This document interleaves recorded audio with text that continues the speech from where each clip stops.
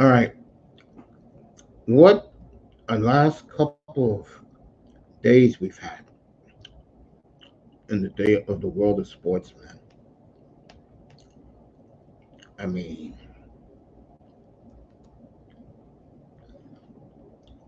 we got a lot of news. Willie Mays passing last night. I'm gonna give him a eulogy up here today.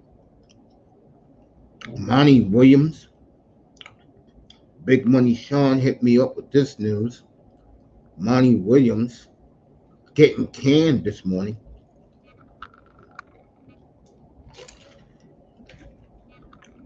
And of course, that man and that avatar is on fire right now. And the Florida Panthers are beginning to sink lower and lower and lower. I'm going to start with Monty Williams real quick. Then I'm going to go with the Panthers. Then I'm going to do Willie Mays. Monty Williams got fired this morning, and the Detroit Pistons have to pay him $65 million. You know what that tells me? They got a big name coach that they want to hire. I guess they felt that Monty didn't really care about being 14-68. Vamos is in the building. And they relieved my brother this morning of his duties.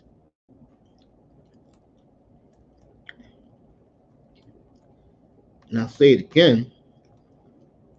That means they have a big name coach in their minds. Why would anybody want to coach that team the way it is right now?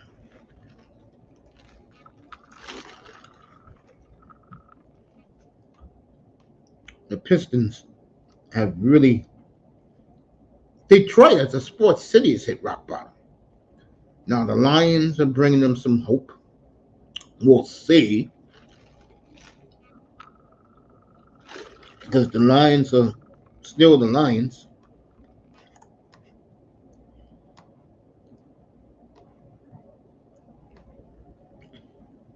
Trained in Langdon now runs that entire organization.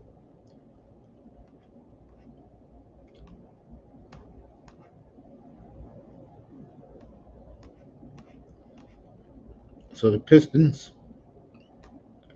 give real Monty Williams. I don't know who the coach is. So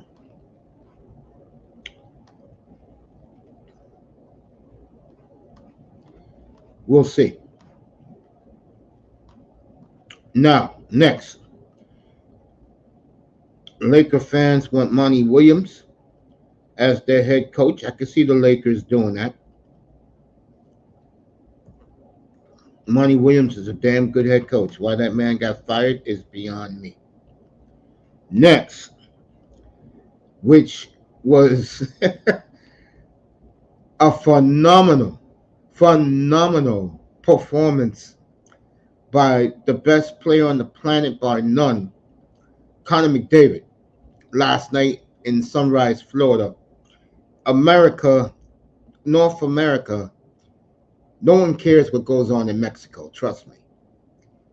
North America is still buzzing this morning about that performance by Connor McDavid and the Oilers.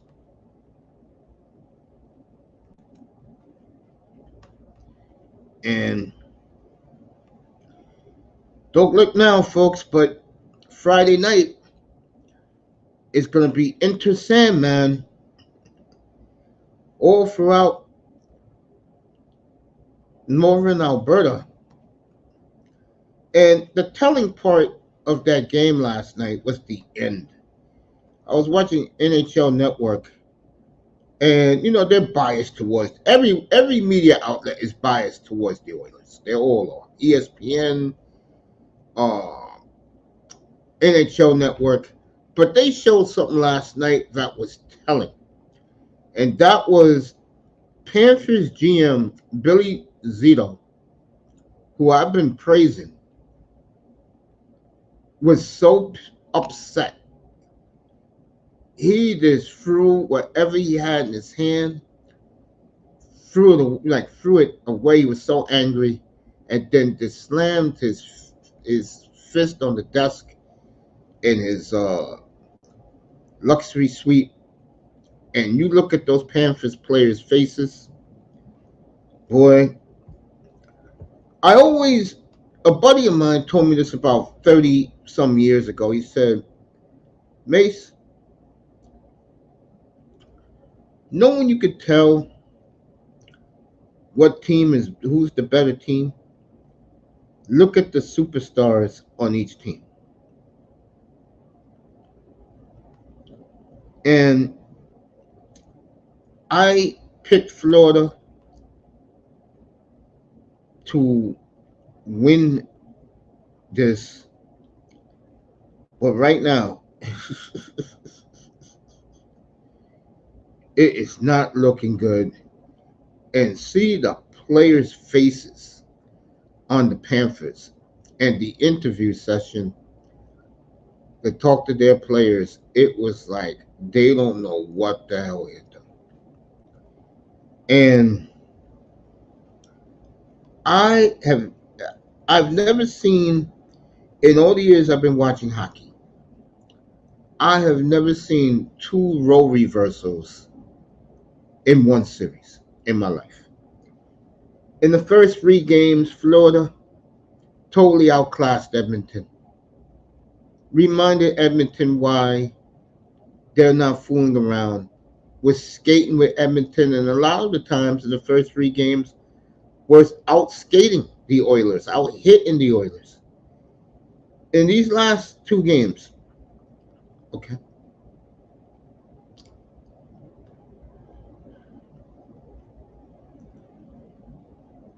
it has reversed. And I remember Saturday night, Manzano said, "You really think they have figured out Bobrovsky?" Let me tell you something, folks. Since the Panthers had a 4-1 lead in game three late, Edmonton has outscored them 15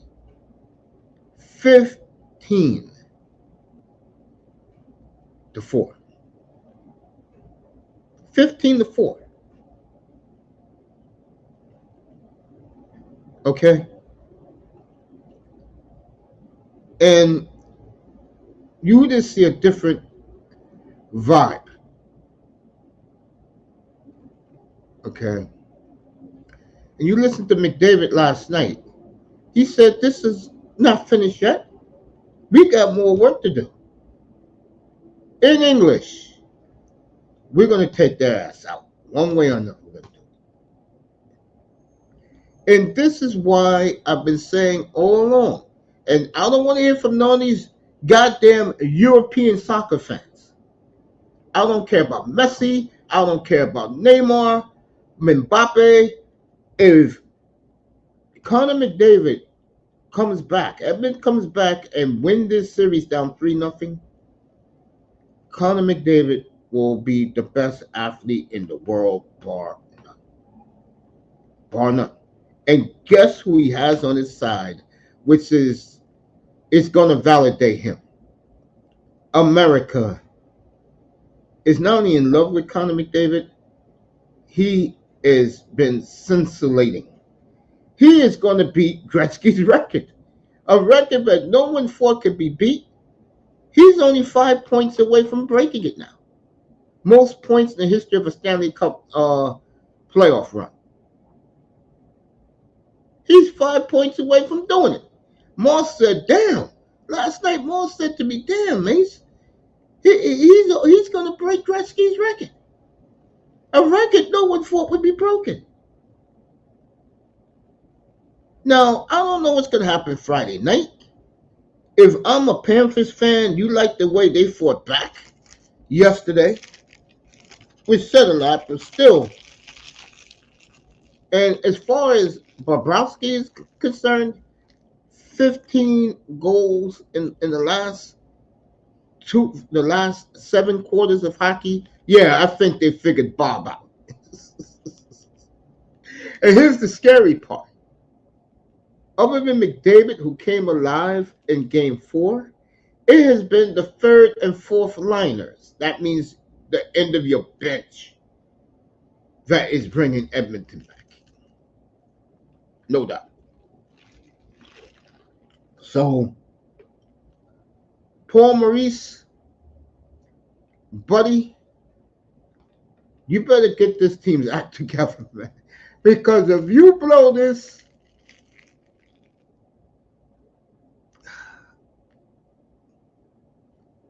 it will be Paul Maurice all over again. Typical Paul Maurice. God damn. Woo!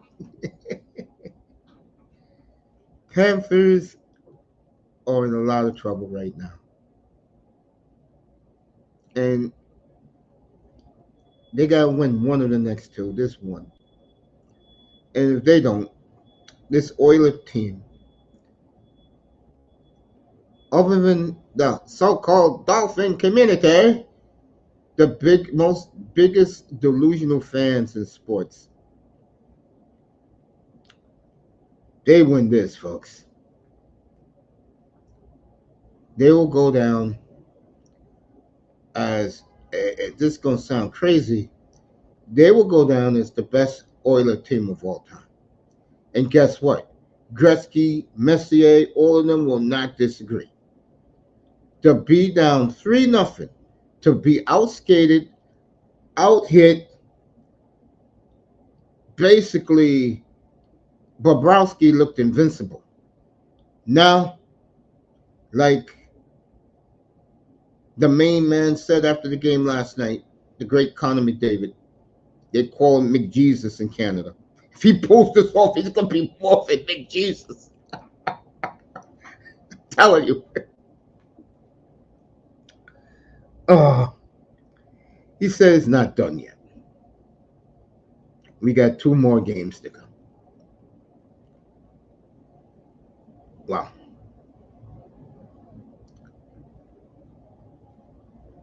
The best thing for both teams, believe it or not, I'll do Florida first. The best thing for them is they don't have to hear from their local media what little fans they truly have.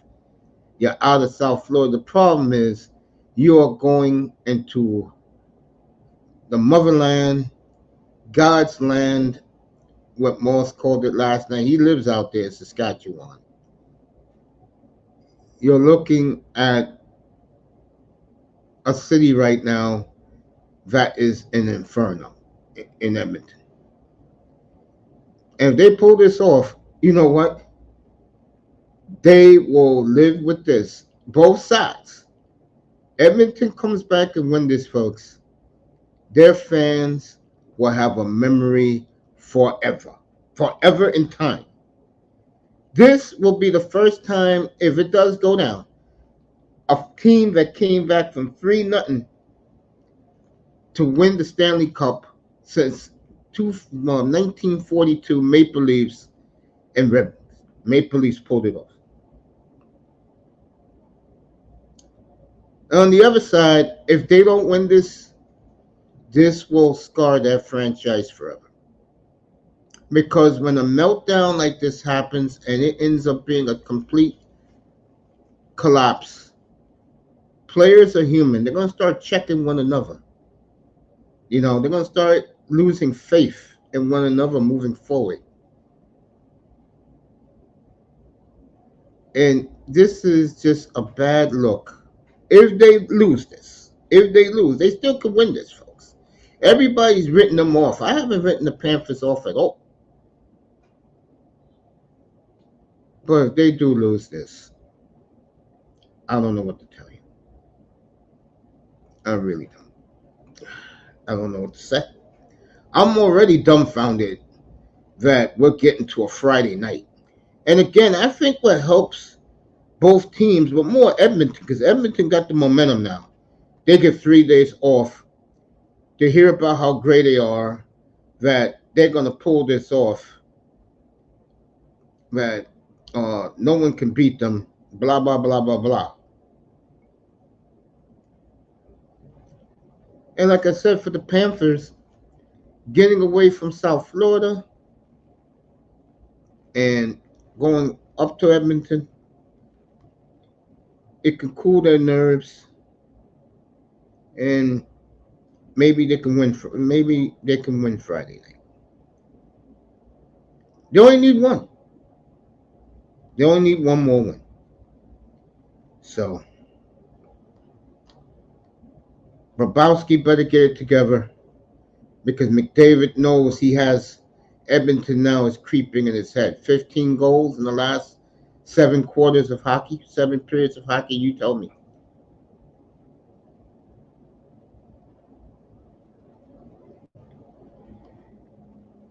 What a performance by God's player and Connor McDavid. Oh, is this it right here? Let me see if this is. They got the clip when Zito just blew up at the end of the game, and McDavid scored that empty netter. So Florida got 3 days to regroup and get this done. And on the other side, the Oilers know they got 2 more games to win.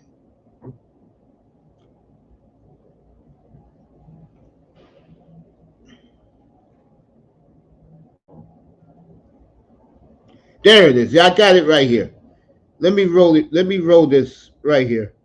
This is Panthers GM Billy Zito when McDavid scored that goal last night.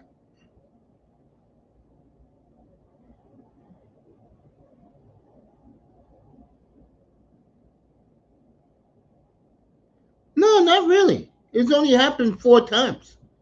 If this happens, it will be the fourth time, Auntie. The fourth time. Let me bring this up. This is uh General Manager Bill Zito when Gretzky scored the empty net. Let me show it to you.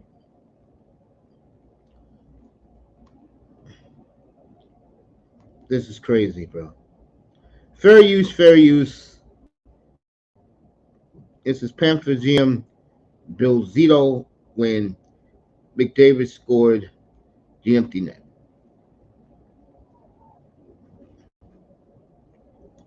There you go. So, show it one more time. There you go. And the Oilers right now know that they got Florida where they want. Hell yeah. So the Panthers, they better take these 3 days and reflect. The Oilers, on the other hand, they're going home. They're going to be serenaded as kings of the NHL, and we'll see. I still have faith in the Panthers. I know a lot of people are already ready to crown Connor McDavid. I still think the Panthers is going to win this. I do. Fucking Anti's cracking up with Bill Zito. So, uh, the Panthers, folks, if they do end up losing this, that organization will burn. It will burn it down. And that was, yeah, he did. You know damn right he did. Hell yes. Yes, he did. You're right, Vamos. He did curse these guys out. Yeah, no doubt. And again, I think the one thing that is a saving grace for the Panthers is they play in a market where nobody really cares. To me, that helps them. They play in the South Florida market where the Dolphins and the Heat and the Hurricanes are kings in that province down in South Florida. And he's from down there. Yeah, That's I would respectfully disagree. I mean, you are right. It's not that nobody really cares. It's just kind of like where they play. They play out west. You know what I'm saying? They play like out in I know it was like Plantation. You know what I'm saying? That area, that west side of Fort Lauderdale and everything. yeah. So that's really all they got out there, Florida Panthers. So I don't know if they do. They still play at Bank Atlantic? Is it still Bank Atlantic? It's a Yeah. shame 'cause I'm out here and I don't even know. But I've been to Panthers games before. It's cold as hell. That's the toughest thing about that, getting Floridians into a cold It's a arena. good looking You ice know, storm. that's it. Floridians be like, look, we'll watch it, but can y'all play outside or something? It's like, yo, hockey don't work like that. Like, Your boy was up here. but I'm cool with hockey. Remember, I stayed in New Jersey for 2 years when I was growing up. Yeah. My stepfather was stationed in McGuire's Air Force Base. Wait, and then he ended up working there and he got a house out there. But either way, that's what we did. We played like hockey. You know, it was Yeah. all we had was the Devils. Nobody gave a damn about that. You can get in the Nets games for $5, but them New Jersey Devils were everything, bro. And that's all they had. Absolutely So correct. even what I'm saying, even as a black kid growing up, what I'm saying, we played a little hockey. Everybody played hockey. It's What I'm saying, pretty everybody cool. played hockey. We snowboarded. We did all that crap. Yeah, You live in Florida now. yeah. It's pretty cool when the Devils make the playoffs. You know, they play in Newark, in the heart of the city, by the way, folks. And all the little black kids going to school wear their Devil jerseys during the Mm-hmm. playoffs and make the It's jersey. the truth, That bro. is That's all very they got. cool. It's Jersey, bro. That's all they have. It's pretty cool. You know? Like nobody rocked anything with the Nets or anything like that. And that's all they had Mm-mm, then. This is back mm-mm. in the '90s, bro. That's all they had then. Nothing Now else. Brooklyn is what you call that? So, Brooklyn is desolate right now, folks. As a franchise, the Brooklyn they're desolate. mhm. Other than But those I six can remember years, that those Devils swore yeah, by him, bro. And that was it, bro. When the Devils were going deep, because that was mid '90s. The Devils were it. Like the Devils were it. They weren't just a good hockey team. They were like the coolest team in the NHL. can you tell Platinum Elite a message for me, please? I haven't I'm talked to dead Platinum in a serious. while. I haven't Yeah. talked to Platinum in a couple Yeah. weeks. He did in the middle of the night last night, Caitlin Clark again. I know. And I tried to tell him, and he didn't listen to me. Right now, as we speak, believe it or not, bro, the damn Indiana Fever is the seventh seed. Yeah, but that's because everybody sucks. Everybody's horrible, but they should be all right. Like, Yeah, dude, that's what I tried to um, tell him. I said, it, bro, it, they're putting it together, bro. yeah, well, They really it's just are. like the NBA. You're just trying to get into the tournament. They are shorter series when you're talking about two Mm-hmm. out of three Yeah, series, 3 out of 5 for the finals. So that's always going to favor weaker teams. Shorter series. So you just get in. Like you just watched Dallas do what they did. You know, they just run through a loaded West. You kind of yeah, just get in. How many times do we see? I think LeBron made it to the finals as a fifth seed his last year in Cleveland, something like that, yeah, fourth man. or fifth seed. This is for We watched the 8 seed go there last year. Sunday. I'm doing the game Sunday up here, round three. Hey, notice though, nobody's talking about what I sent you that link for when it comes to this right here.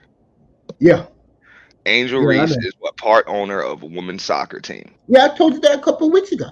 hmm Yeah. Hey, I mean, I was just seeing the logistics. I'm like, man, shout out to her for that. And when they say that that woman's jealous, I'm like, nah. I mean, maybe there is some kind of personal jealousy with the attention and everything because she knows how much she's Well, the doing. latest one is But now the white man is saying, and I believe this. It's a race war between those two. I do definitely believe that.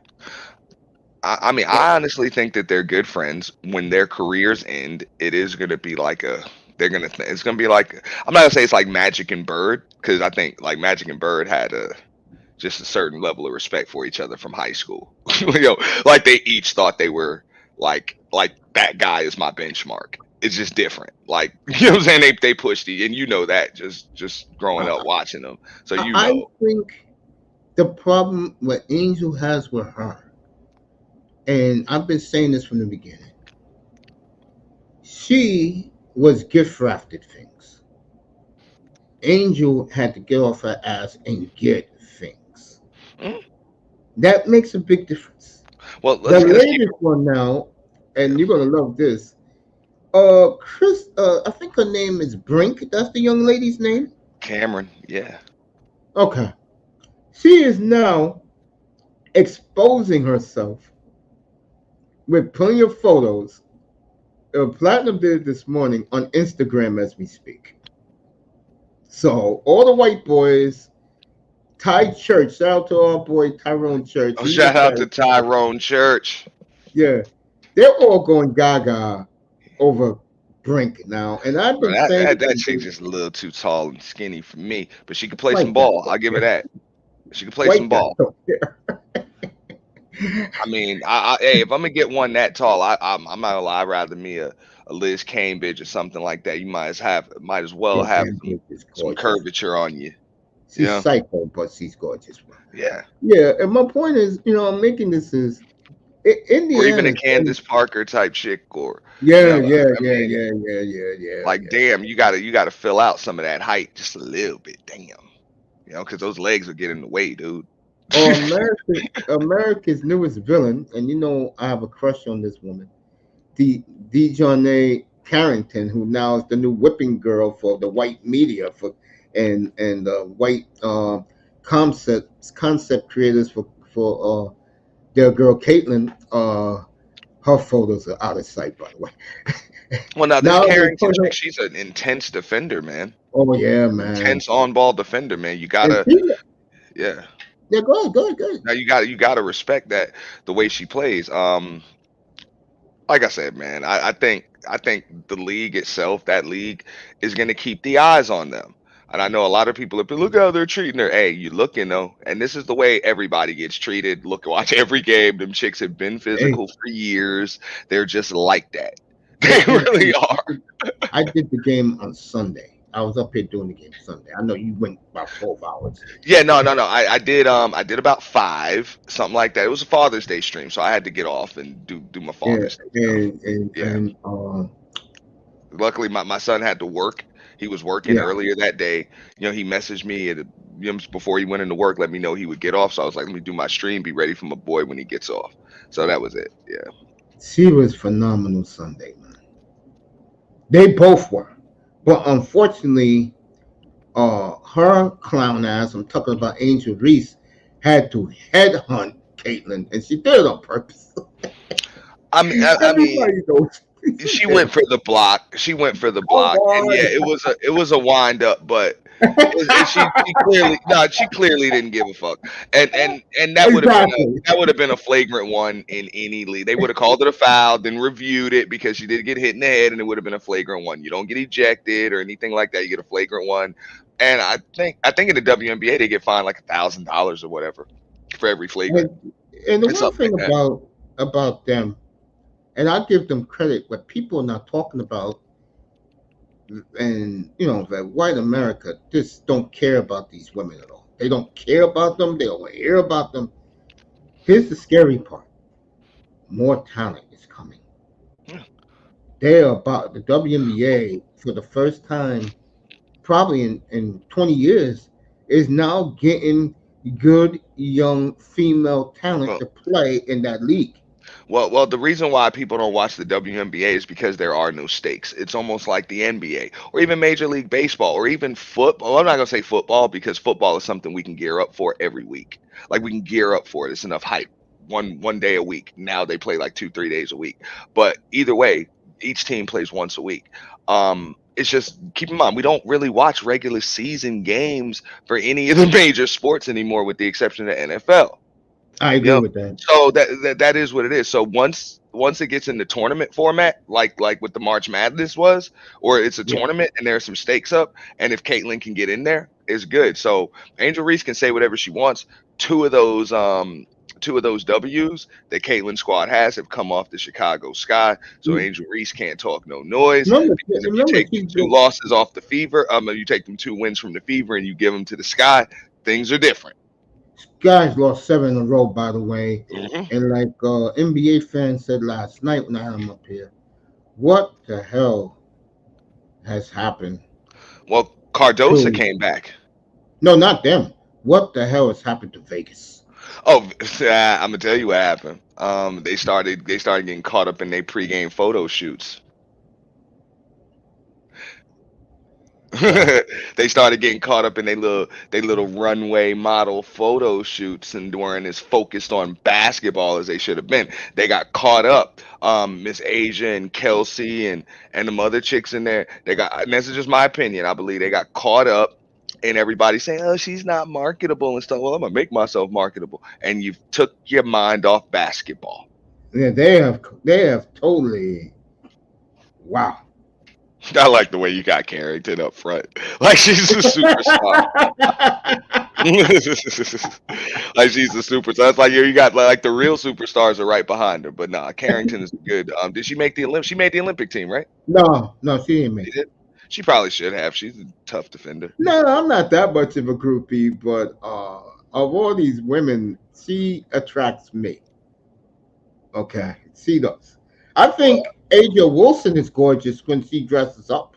yeah, no, hey, she's and when they say she's not marketable, I saw her on Kevin Hart's show. The only time I don't think that she's very good with the camera is just when she's around her homegirls. Like when I saw her at All Star Weekend when she was around like other it's almost like she didn't want to stick out too much. And it's like, yo, they're propping you up there. Everybody, it's clear as day, you are the best. So you got to come in there with that swag when them other chicks are around. You got to come in there as if you the best. No, that is what it is. That was the cool thing about Jordan. Jordan knew that he was the best when he came in. Same with Larry Bird. Same with Magic. Like these dudes, it was seamless transitions. So that's also a problem with this Caitlin Clark chick. Just a little too modest. She's gonna have to come with some of that college swag. That is what it Well, is, but she's gonna have to earn it. Angel comes in there with that. That's what I think they have a problem with. Is she comes in there with that, but she doesn't her game doesn't require a skill set that allows her to take games over like that. yeah, You they know, they they they play for the first time next Thursday night. Vegas at Chicago, so we'll see her against Angel Reese, Aja Wilson.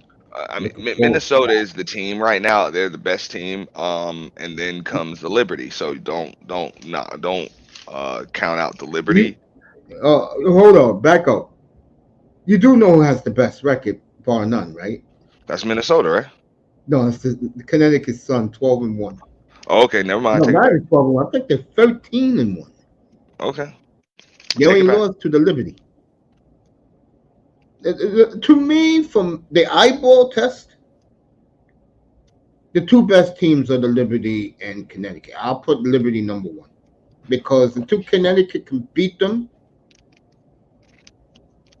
I put Liberty number one. And the Liberty is both of those franchises, by the way, are way overdue to win a championship. Oh yeah, definitely Liberty. I agree with you. Vegas, they really must be flexing on themselves to compete for endorsement money too much. I mean, bro, because remember, Kelsey's the cutie. You know what I'm saying? Yeah. She dumped her man or whatever. Hmm. Um, Like that's it. Kelsey's the Q. You got Asia. She's the best player. All of them. Like bro, you see it. But I sent you that channel where they do shorts of these chicks coming in, and it's like a fashion show. You know, so these Let chicks me get ask caught you up with this. that. I'm glad you went there. Let me ask you this. You know I defend these people. What do you think about the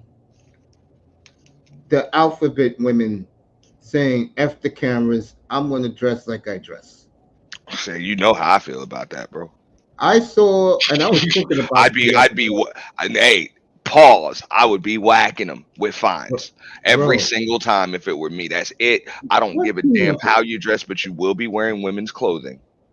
There was the Connecticut Sun. You're gonna love this. One of the Connecticut Sun players, I think it was one of the guards because she was short, holding hands and tonguing down her lover in front of the camera. Yeah, that's not cool. And that's what they're going to try to do. They're going to try to force that, and unfortunately, it's not going to work for them. And I Unfortunately, got it's not nothing going to work. against it. Hey, That's their bro, privilege. But the point I'm making is if you're gonna do the pretty girls, okay, and I don't mean to discriminate, if you're gonna do the Angel Reeses, the Brinks, the Aja Wilsons, the Cardozas. If you're gonna do them, then get what you are getting now. Where the alphabet women are saying "F you," I'm gonna be who I am, and I do agree with you. I've been saying this. You know this. What I'm about to say. This is going to cause a major problem. Well, you remember this is an election year, Mace. So they are political pawns. That's just what it is. So if they allow themselves to be, they're gonna get what they deserve. And there's an old saying when it comes to business, especially in sports: get woke, go broke. So you, hey, it's that simple. We do, you put the politics in sports, you are now a target for mainstream conservative media. Okay, they will attack that entire community, and when they can catch triple minorities in one spot trying to force this on children. You know what I'm saying? And middle America, like Indiana, Mm-hmm. you know what I'm saying, Iowa, Tulsa, or Dallas, you know what I'm saying, wherever the hell, you know what I'm saying, a lot of these teams are and what they're trying to do when this league is trying to expand. Yeah, you're gonna have to deal with Megan Kelly's. You're gonna have to deal with, Fox News. You're gonna have to deal with these people just making stuff up. And if you guys aren't, and they're not built to handle this when it comes to social media, they will come on and start crying victim on their social media pages and in these post games. So stop it with the woke stuff. Shout Okay. out to the great auntie who's with us. Let me ask you this. I'm just saying, yeah, they not built for it. If you built for it enough to the point, like Dennis Rodman knew he was going to get backlash for wearing a dress, he could handle that. Yes, You know what I'm yes. saying? Y'all are not able to handle the scrutiny. So I don't. Why bring it on yourself?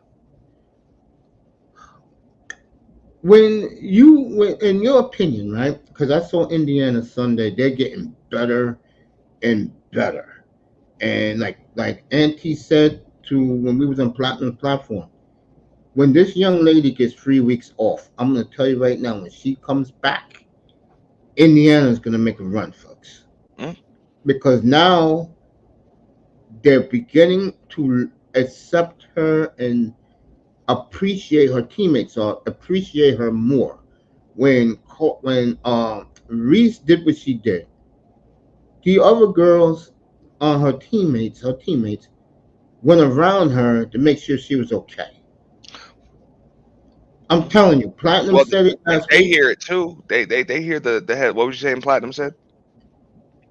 Reese better watch it because right now, and he's right about this, her head is on a swivel.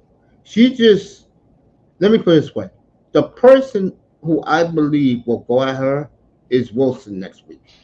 Because when you call yourself the Barbie, Well, no, that's what she's been though for the last few years, bro. That is yeah, Bayou but don't you think Barbie, he's bro. good? There ain't no Don't you other. think? Hey, But don't you, hey, Mace, you know that there ain't no other Bayou Barbie, bro.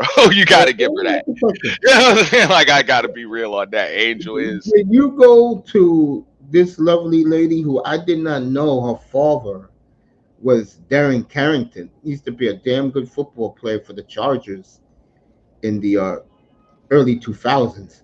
That's her daughter right there. I tell you, I'm gonna say something I never thought I would say. The women who do dress up in the WNBA, there are some baddies in that league. The thing is, look, even I don't care what profession you're in. If that job has a damn dress code, this is how you're going to show up.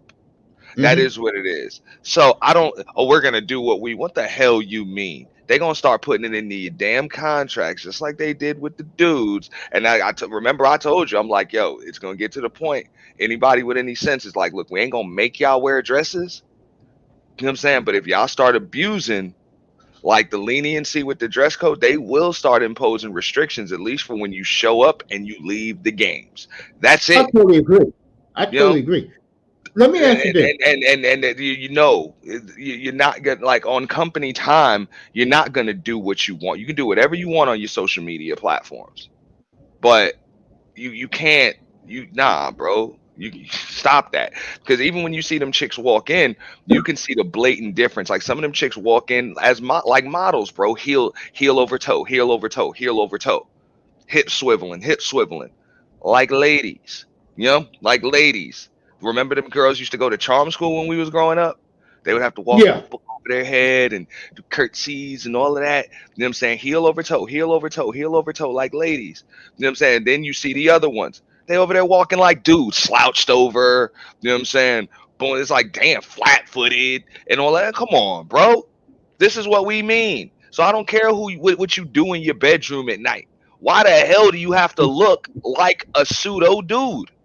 I couldn't believe it when I saw that video when she was holding her girlfriend's hand, and then they turned to the camera, and she tongued her down. I was like, wow! And both of them was dressed like men. No. I mean, this will get them boycotted. Don't try to force that. They don't want that in our sports. That would not be cool in men's sports. If a dude shows up to a game, an NFL game, a Major League Baseball game, an NBA game, God forbid a hockey game, hell no. You already know, bro. Okay, God forbid. And tongues down another dude, it would create an Yeah, uproar. sure So I would. don't want to hear you want equality. Come on, keep the woke politics. Take them elsewhere. You know, I agree. that's Let me all I'm switch saying. topic with you because this is hot right now in Black Manosphere spaces. Oh yeah, I I'm going saw in. I saw the entire video on Friday about the young man who did those stupid balloon women.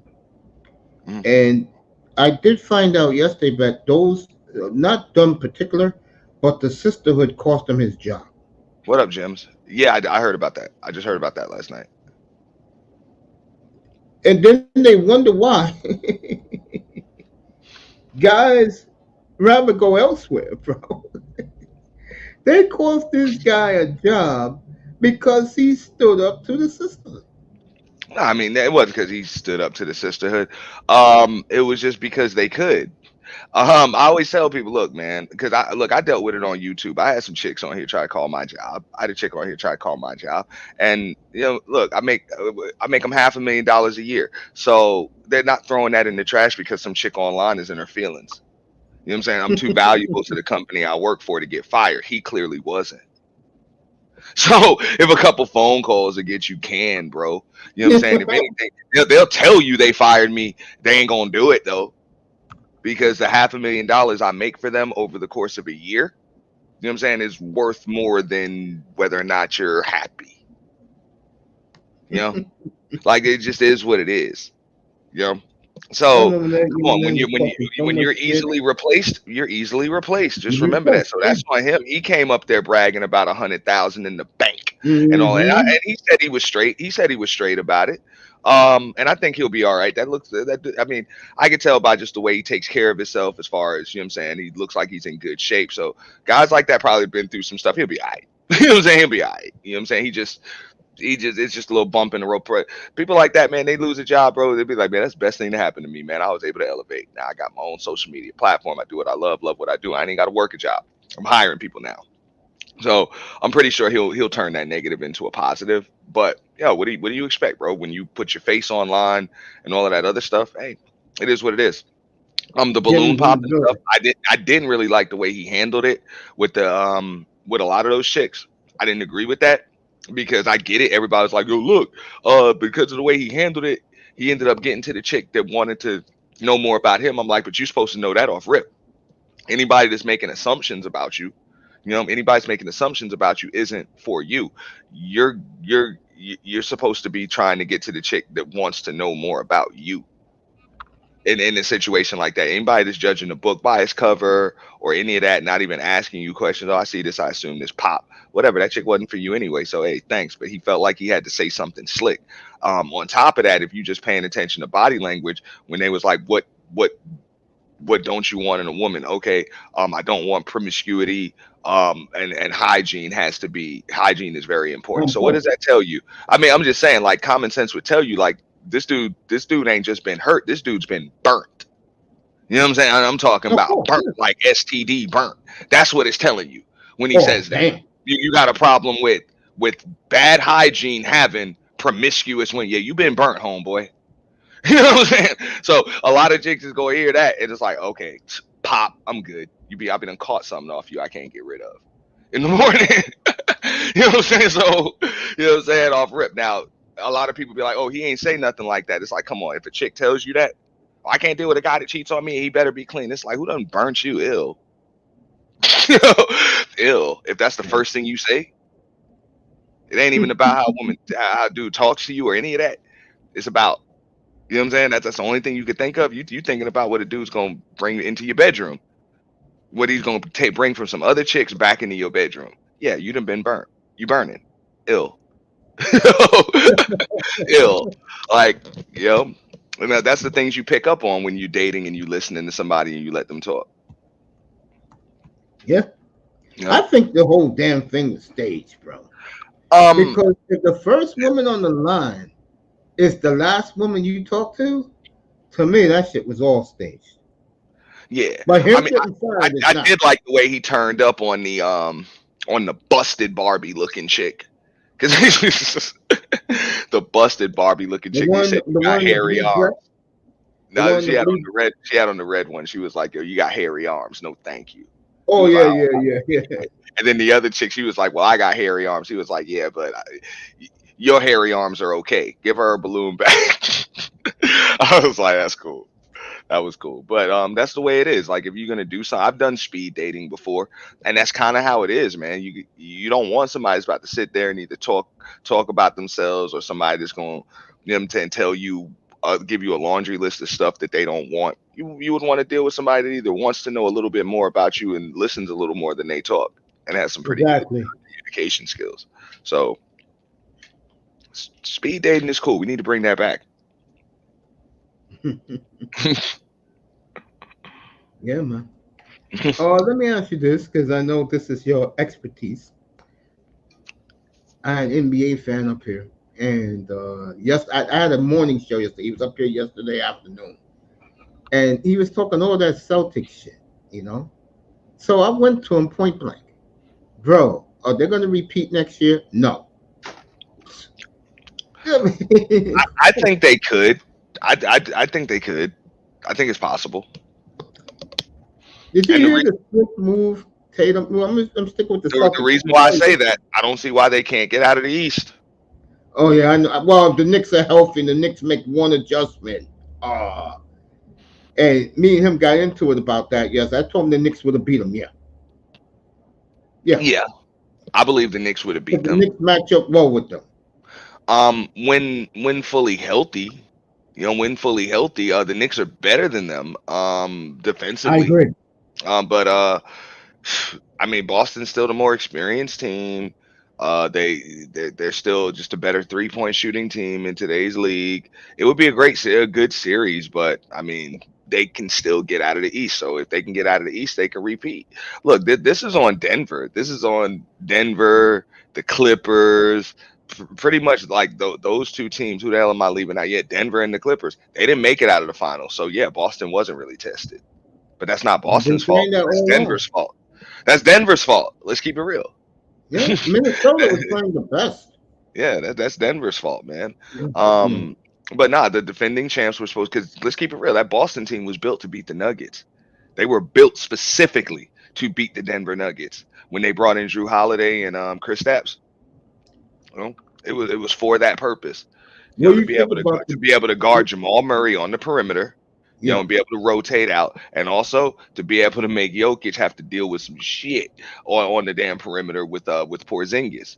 Get Aaron Gordon from being able to play all over the place, kind of keep the dude honest, a lot of that stuff. So, they were, but they didn't even have to play the damn Nuggets. Let me ask you this: what did you think of the fans in Boston booing Jalen Brown when they announced he was the MVP? Well, because Tatum was their boy, and they just saw the performance that Tatum had that night. So in the clincher at home, it kind of is what it is. But I don't think any of the players really cared. Jalen Brown was the Finals MVP. You look at it, he did the most. He had to guard Yeah, he Luke. started the whole thing off in games 1 and 2, Yeah, along with Brown. Derek White, but uh, Holiday, and Porzingis. The first 2 games, it was all them. Tatum's their boy. Tatum's their boy. To the So RBG, I don't know if they were really like booing because the Celtics get these are girls up. are champions again. So they're just glad to get a ring. But to say on some other stuff, I was just like, look, Kyrie Irving. I hate to say it, that was when you should have called LeBron James. You should have called and you should have talked to him because that's the only dude, with the exception of him, Magic Johnson, maybe that's living, breathing on Earth that could have told you maybe how to deal with that environment that you were going into for Game 5. And Uh, Curry won his last chip there in Boston. hey, who? Curry. Curry, yeah, but it's not. I'm talking about when Boston's on the hill to win a title and to be able to come in there, or either on the hill to win the title or on the hill to make history, like one game away from it, and to be able to come in there and get you a victory in like the most hostile environment that you've ever been in your life, that you will ever be in your life when it comes to playing that game. Ain't nothing like it. No, you remember game 6 Boston 2012 LeBron, whatever the hell he did, you got to, yeah, that I'm sorry, and I don't like LeBron, but I would have had to call him, bro. What the hell did you do that night? Because I'm gonna need some of that. Same with Magic, bro. Tell us what the hell you did. Tell me what the hell you did, like, to go in there and do that, man. Because that's special. Like that's tough, man. That's a tough environment, man. I'm sorry, it's just tough. And it did look like Boston kind of threw Game 4, bro, just so they could win it in front of their fans. It did look like Exactly. that. What's your Like, well? Then again, I better not say that because what the Florida Panthers are they going lost through by right damn now. near 40. That's what I'm saying, bro. They lost by damn near 40. That's why I'm like, they kind of look like they threw that game, dog. It usually happens. Seriously, it usually happens. Mm. It does. When you up 3-0 and you got the clincher, the rest any game you win after 3-0, uh, usually the team will sleep in game 4, keep everybody rested, and do what they got to do. Plus, they have 3 days off. So, I'm not a Boston fan at all. Their fans neither. did deserve that with all of the ups and the downs, though. Um, oof. I mean, if those were legitimate boos for Jalen Brown, I mean, they kind of wanted, their boy is Tatum. Their boy is Tatum, but those guys are in it together. So I think it's okay. You remember how I felt about Jalen Brown? I wanted him, and then Boston gave him that big ass contract, bro, that nobody can match. So Plus, Boston now winning with both of them, it fulfills Danny Ainge's prophecy of drafting both of them. mm, it's still a knock on the Sixers. I don't care what anybody says. Oh, of course. They're the You know, dumbest taking organization I've seen in my lifetime. Yeah, I'm not gonna say. I mean, I guess they're up there with the Portland Trailblazers. Sorry, dude, but yeah, y'all missed out on Michael Jordan and Kevin Durant in the same lifetime for Greg Oden and Sam Bowie. I don't know if like you guys will ever live that down, ever, ever. I'm sorry, dude. Like, dog, but yeah, dog. Like the Sixers, like Markel Fultz, really. I don't know what to say, man. I just know that I'm gonna stick to what you just said. The Greg Oden one bothered me because I could have told them Durant was the better player, and it ended up being that way. Greg Oden, who the hell know what he is, and Durant's gonna go to the Hall of Fame first ballot. Yeah, he is. That's what you call stupid, backwards thinking organizations. He's not even I just mean, Hall of Fame. That's a top 75er right there. what is so Legit great too. about? Legit top 75er. Wasn't even a question. Yeah, and my point also is, why are you so obsessed as a franchise as getting a big man? Remember, I told you the other day that them in Houston is cooking up a blockbuster. Well, The Houston Rockets have basically sent in their card. And you know who they're going to take, Auntie? What's up? They're going to take the center from Connecticut. Gee, I wonder why. I mean, you I know, know why. Houston likes centers. No, Houston No, likes no, centers. They always no, they have. got no, they got a good one.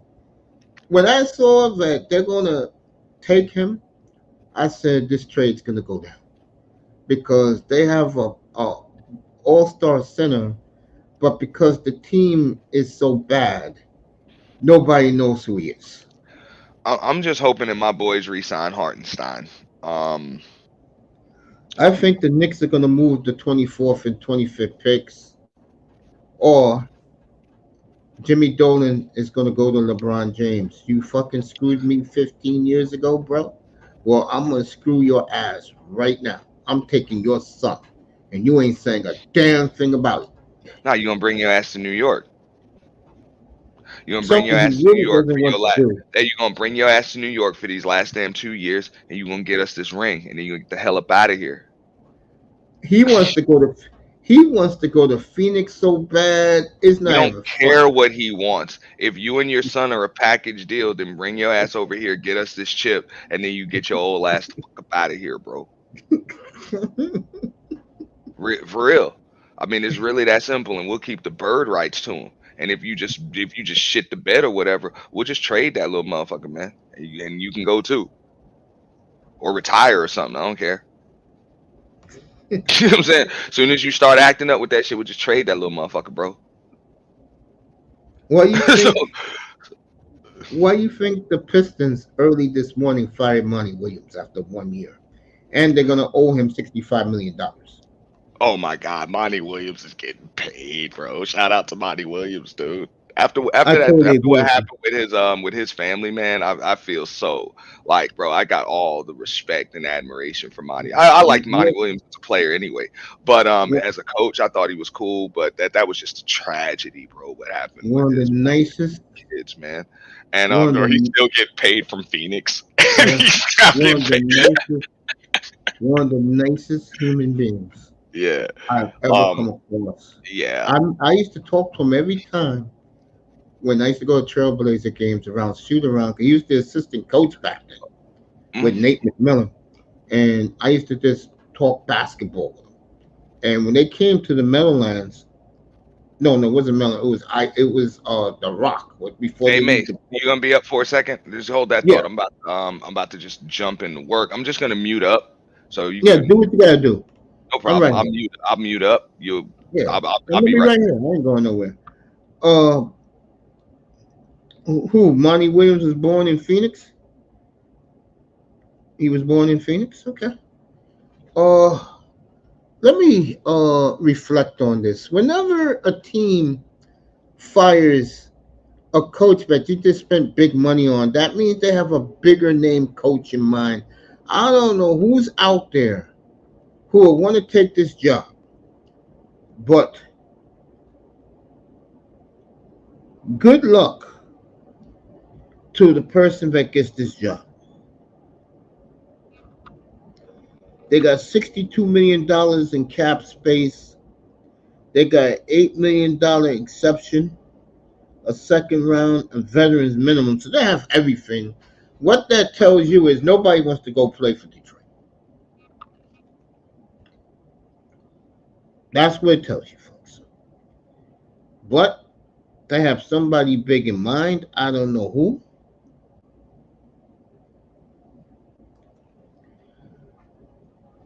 but they have somebody big in mind. That's the only reason why you will fire a coach after 1 year and you still got to pay him $65 million. What I was trying to say before about Monty Williams, I go back with him since 2005 when Nate McMillan got the Trailblazer job, and one of the nicest guys I ever came across.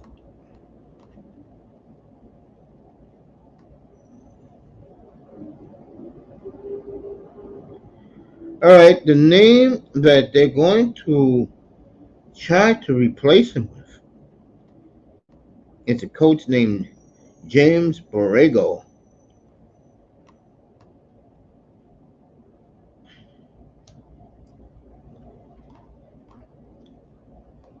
And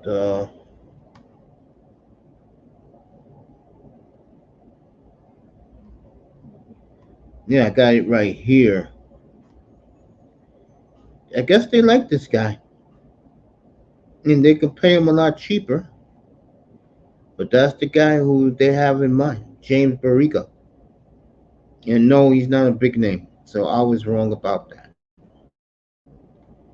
Um, I think it's fascinating that Monty Williams got fired after 1 year. Um, Detroit's a nowhere team. They always lose the lottery.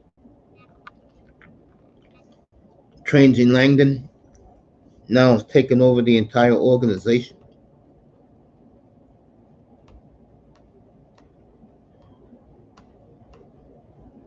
Shout out to Big Money Sean.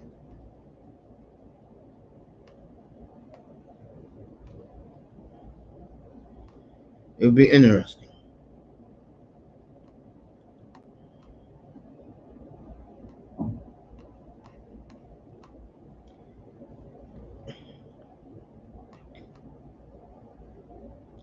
So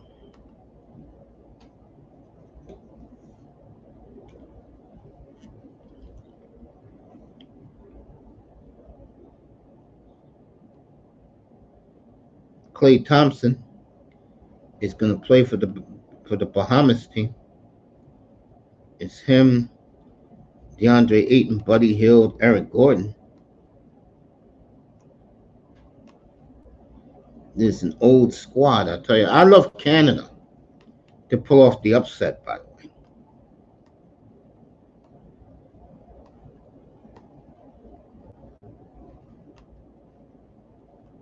boy, if the Lakers take Bronny James at 17, I don't know what to tell you, folks.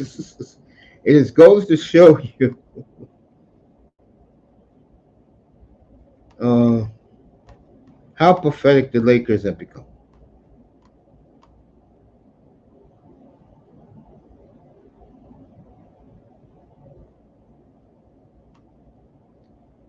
So,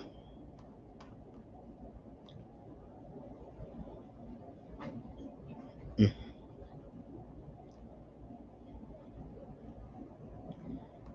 San Antonio interested in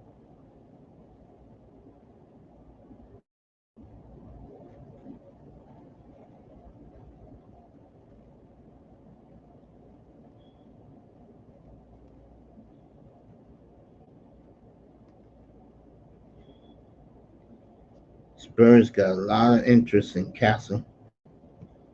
Who is he? Kid from Stefan Castle from UConn. I don't watch college basketball unless my team is good. And if they're not good, but they're getting it together now in Vegas. So maybe I'll start watching it, you know?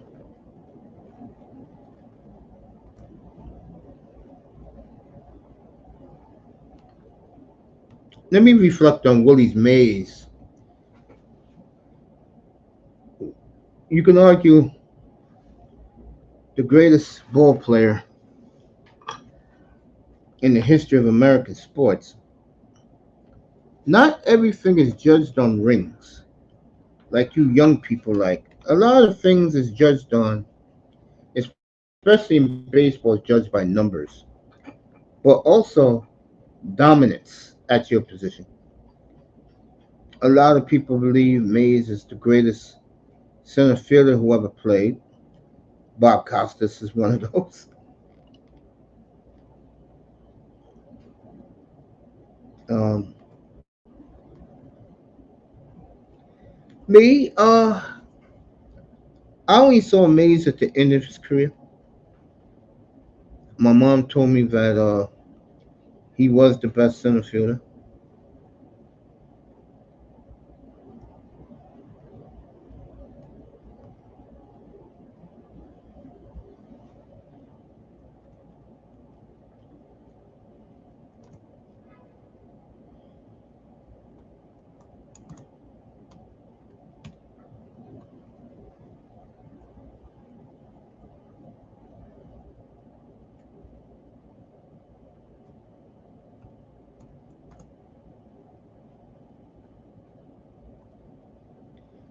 I'm right here. I'm trying to get what Bob Costas said about Willie Mays last night.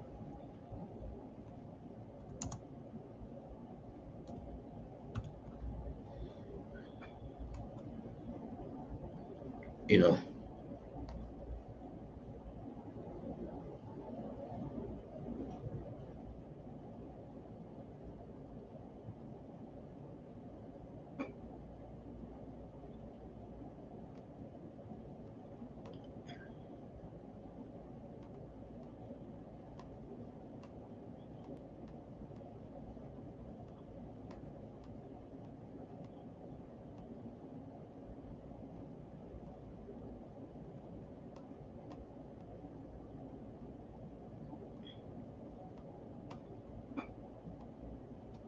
all right.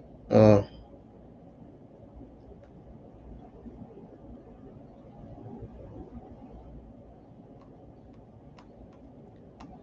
I'm just here, searching for what Bob Costas said last night, which was terrific. I mean, Manzano yesterday.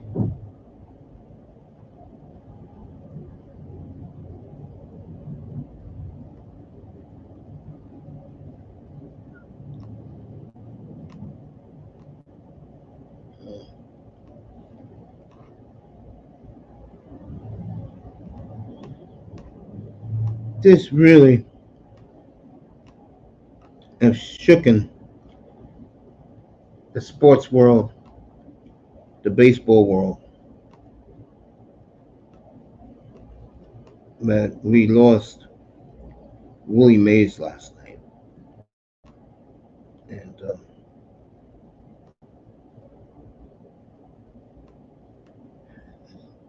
it's shocking.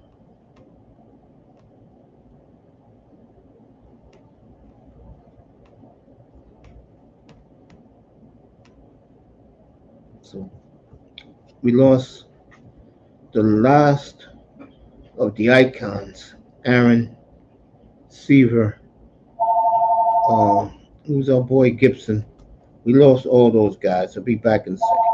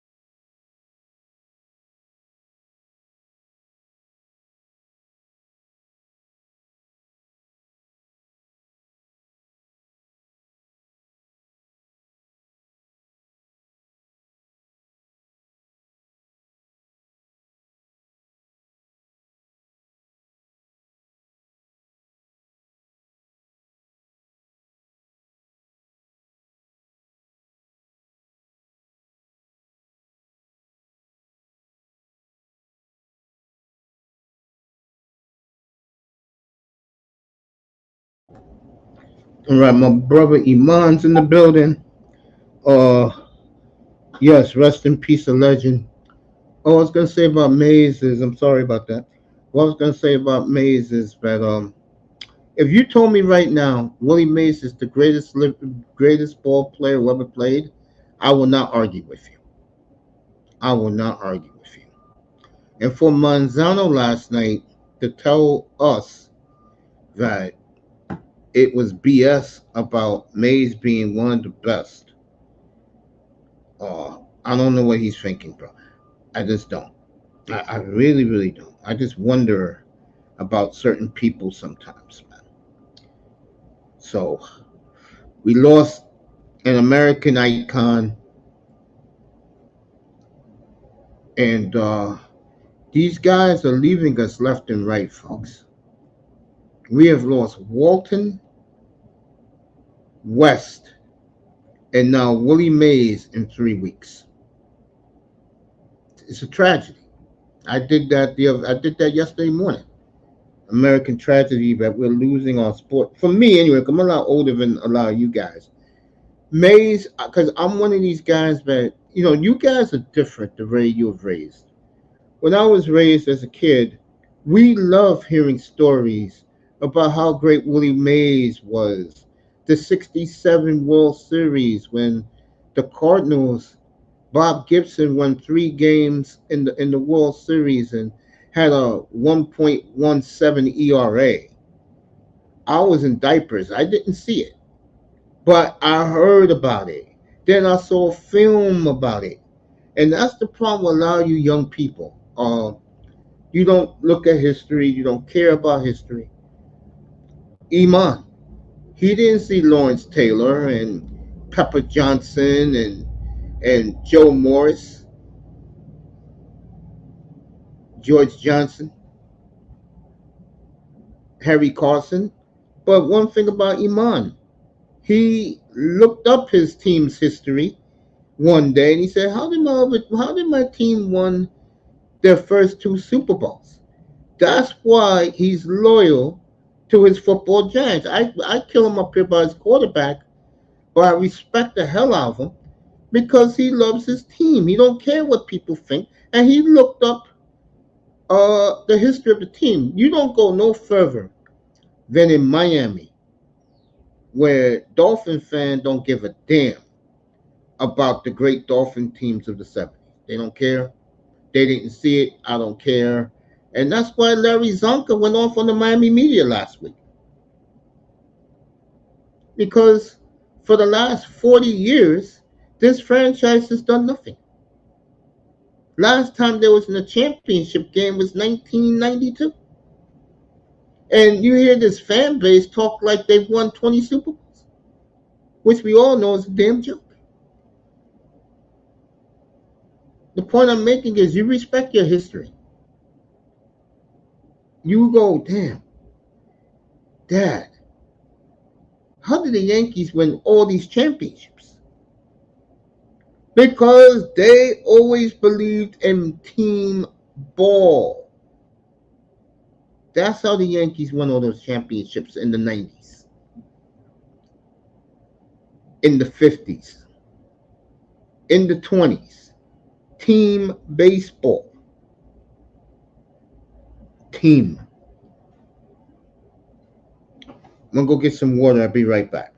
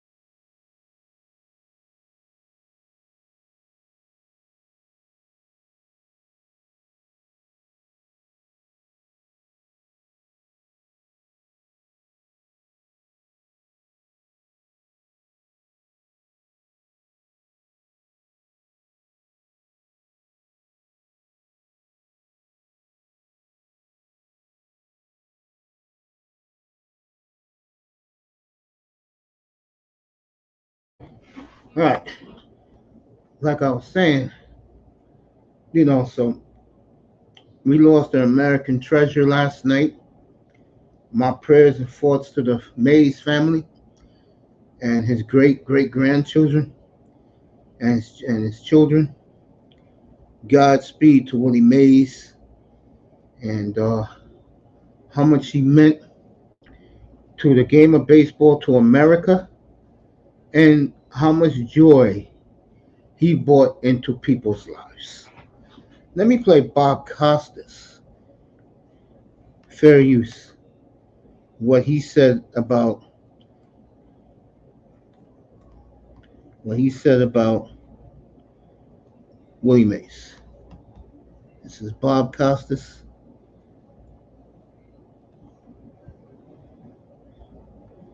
about Willie Mays. Let me go fix this real quick. Give, give me a second.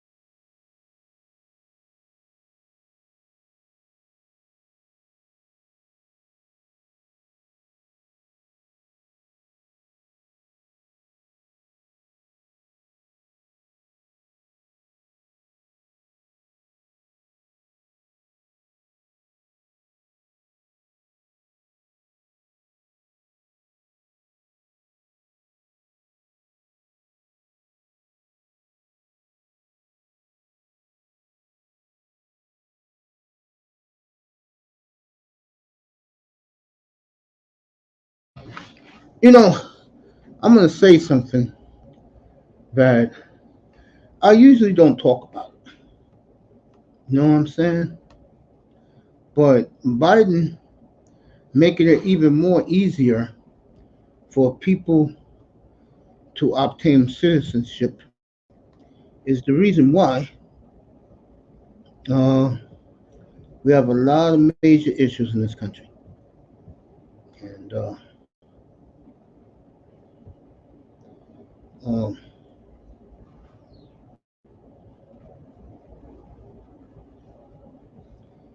it's just a damn shame that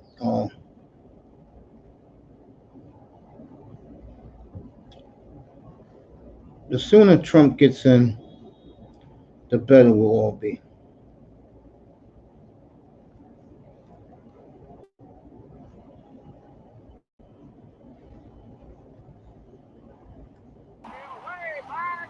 And I tell you, this is the great Willie Mays.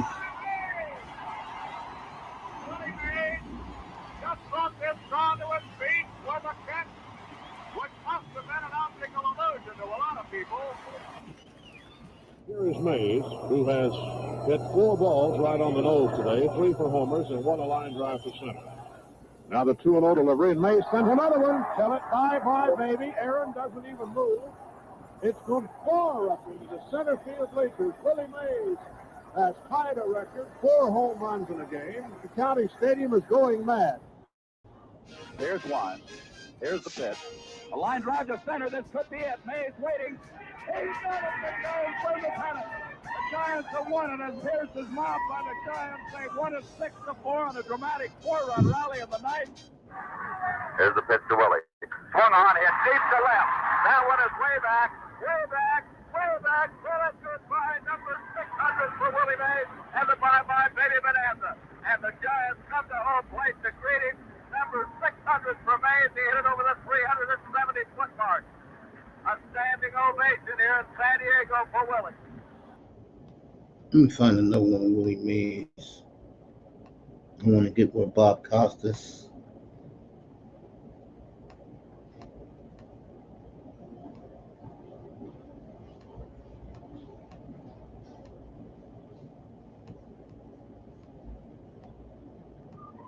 Let me see.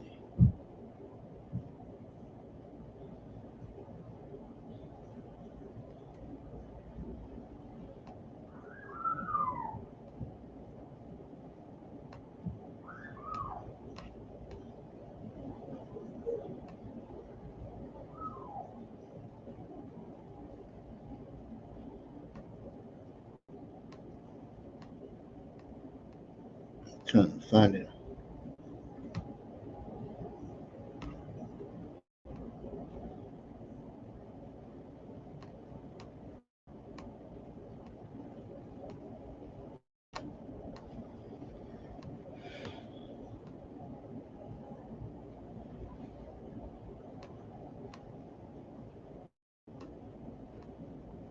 Here we go.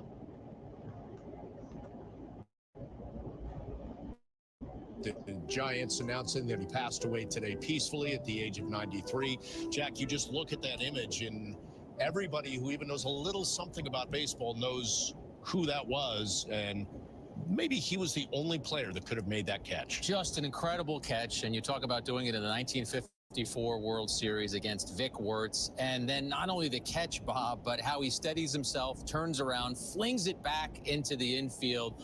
He was as complete and as excitable and exuberant as a player as I've ever seen. I was fortunate that I became a baseball fan in about 1970, so I got to see Willie Mays toward the end of his career. Obviously, I got to see some of the old video of him, but you look at his numbers and his resume and how they stack up, and you could easily make the argument that he was the best player in baseball history. It's amazing. Wow. His quotas is saying that playing at Candlestick Park No, probably cost him Lozano 10 to 12 home runs a year. don't know He his. thought he legitimately could have made a run, and rightly so, at Babe Ruth's 714 at the time. But playing in San Francisco was a different animal. Yeah, without a doubt. I mean, you talk about him, his defensive prowess.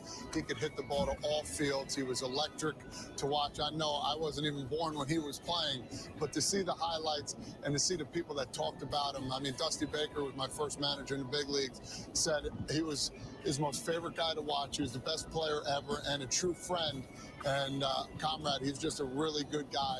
And unfortunately, I didn't get to meet him. You almost did, Almost did. Walked by the office while he was talking to Dusty. Yeah. I didn't want to interrupt him, but at the same time...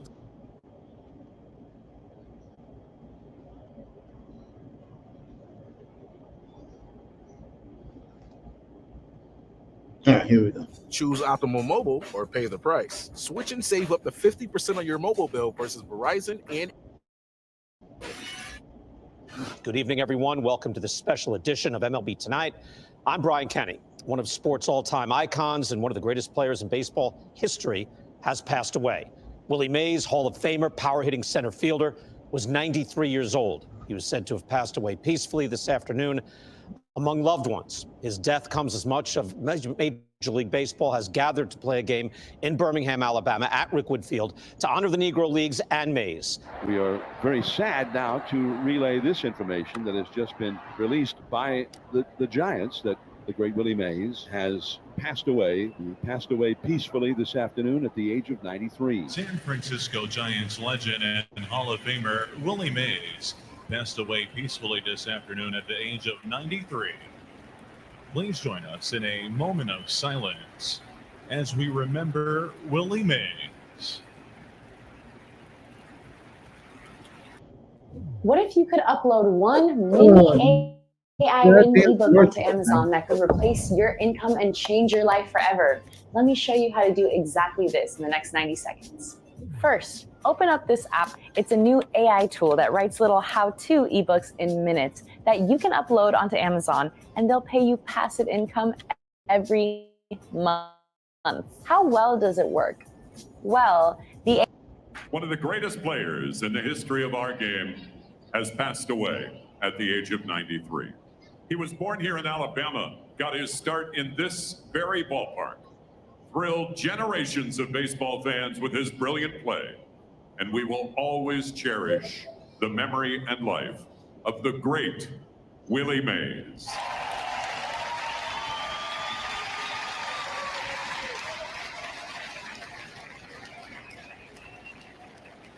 What always came off was, and he was the say hey kid. He had that ebullient personality. This is for Tony Manzano, who said last night that he was the greatest player I ever saw. He did everything right. He hit for power, he hit for average, great outfielder, great base stealer, just played the game hard. People will be upset. He could do anything. I don't think so. Just one of the greatest of all time. You hear your old man talking about how great he was, and my grandfather as well. My heart is on the floor. That's the best way I can describe it. I mean, I was supposed to go see him a couple of weeks ago and got a call saying, hey, the doctor wanted him to rest. And, to hear the news today is devastating. I mean, it's devastating news. I'm actually in the airport in Atlanta right now, connecting to Birmingham for the events that are happening, really to celebrate Willie and his peers, as the commissioner said in the statement. But I think Ken would agree with this. Anytime Willie was like a father to all of us. He was from that generation that was pass it on. And if it meant discipline, if it meant conversation about the sport, if it meant something, advice in life, whether it was an investment or a thought you might have on food you need to eat, he had advice for you on every aspect of your life. And I think that's why he's so endeared for so many years. You can only remember a guy as a player for so long, but what kind of person are you? And I think that's why it's so impactful. And it's hitting a lot of people right now, like it's hitting Junior and I right now. Top five, the Cubs with a 2-0 lead over San Francisco. He'll bring up the number 9 hitter, Kurt Casale. That's going to get down, base hit. A 2-run double for Kurt Casale. And that ties the game 2-2. What a great opportunity. A chant for Cody. Punch through the left side. That'll get through. Base hit. Here he comes. Push to the plate. The throw. Too late. Bellinger to second. The Cubs have the lead. Aaron Judge leads off. Oh, Judge gets hit. Yankee universe collectively holding their breath right now. Here's Giancarlo Stanton. Well, I wanted to play that didn't have it, so I guess I wanted to play Bob Costas and Tom Ferducci last night, and they had it up here when I first typed it in, and the bottom line is it's a dark day for the game of baseball, and give the Mets team of Gary Cohn and Keith Fernandez, who reflecting on Willie Mays. Mets got the best, one of the top 3 broadcasting teams in all of baseball. What class they show. Lauren Tahati, she's awesome. On TBS last night, she did a great job with the tribute to Willie Mays. Everybody's doing it. LA doing it. America's doing it. And for Stephen A. Smith broke down today. And for people to say that this man wasn't great, wasn't the best, is out of their goddamn minds. So we lost an American icon today, an American hero. We lost him 24 hours ago. And T, I believe, is back now. Yeah, I'm back. I didn't know that. Now rest in peace, Willie Mays. Yeah, Manzano, on one of his crazy ass statements, said that Mays wasn't. Let's say he didn't even think Mays was the best center fielder of all time, and that was acidine statement, he said. So I just wanted to pay tribute to him while you was gone. So, I'll tell you a quick story. When I was 9 years old, my dad took me and my older brothers to a Met game because my father used to work for the company that printed the Mets yearbooks, their media guy. So we used to get free tickets to any Met game I wanted to. I just asked my father. And you know the area. From where I lived to Flushing, Queens was a hell of a ride. I wasn't doing it. But anyway, it was the first game I went to in my life. And Willie Mays got traded to the Mets a couple of days before. And I seen Willie Mays hit a home run dead center field. His first home run as a Met. And that was a big thrill for me to see that. So I have a memory of Willie Mays. That is it. I didn't see him play much. I was too young. I was in diapers, but that would be like what happened last week, brother, when we lost Jerry West. Yeah, no, that's what I mean. It's been a deep 3 weeks, bro, between Walton, Jerry West, Willie Mays. But you know, we're approaching that age, bro, where you know that's a lot of our idols and are starting to pass away, bro. You know how it is. You get to that age where you start going to more funerals than weddings and baby showers. So I told people when you get near 50 years old, buy a black suit because a lot of your friends or family members are going to die off. Yeah, always have. Well, as a man, you should always have a black suit in the closet any damn way. But yeah, no, you're right about that. You should always have a black suit and some damn shades in the closet. Because you never know. But looks like you should also have a tuxedo. Now you should also have a tuxedo in the closet too. Now, that's on me. That's one thing I don't have is a tux. I have one. Yeah, because in my life, I've been to 14 weddings in my life. So you wear tuxedos to wedding? If I'm not in the wedding, I ain't wearing no tux to nobody else's wedding. Damn. No, I was every wedding I went to, I was always in the wedding party. Okay, yeah, that's what I'm saying. If you in the wedding, 13 grooms and one bride. Okay. But yeah, that's cool. Now, I've been in a couple weddings, but usually they just everybody's got to match up. So, you know, everybody's got to match up when they do that. It was awesome, bro. I'm so But happy the for you. weddings in Florida are wild because it's funny when I see people. My uncle did this, bro. I was laughing my ass off. I believe he got married in like July, and the whole damn all of the groomsmen were in like full 3-piece tuxedos, and I'm like, yo, it's fucking July, dude. I'm glad you didn't ask me to be part of this shit because there's no way in hell I would have been like, no, thank you. As soon as we would went got fitted, I'd be like, hell no, bro. I'm not I'm not doing it's too damn hot. You know? Yeah, man. Too damn hot. Yeah, You know? I agree with that. That's one of the reasons I gotta go donate some more suits and shit like that. Number one, a lot of my old suits, they just don't the fit just isn't modern, anymore. It's just not a modern fit. Suits are supposed to fit a little more snug. Now, the ones that I purchased like recently over the last couple of years, those are cool. It's set up where I can just go get those altered a little bit. Get a little material taken out, whatever the hell Taylor does, take my measurements, and it's all good. They get me back straight. But the old ones, it's fuck that. It's just like that Carmelo, Kendrick Perkins, TJ Ford commercial. I'm like, Hey, let me you know, ask you this. What do you think of, since you brought Kendrick Perkins, what do you think about him and LeBron? Because of what he said about LeBron's son. LeBron totally don't even want to look at the man anymore. but that's LeBron being a little girly girl. Look, it's Kendrick Perkins' job in the media to have a take on things. He's supposed to have a hot take. Nowadays, people are controversial, so you don't have a problem when Nick Wright says some controversial shit in your favor. But when somebody says something that you don't want to hear, now all of a sudden, oh, I'm unfollowing you. Oh, unfollowing you on social media like a little fucking bitch. I'm sorry, like like a little old bitch, man. I'm unfollowing you on social media. Nigga, you a grown damn 40-year-old man.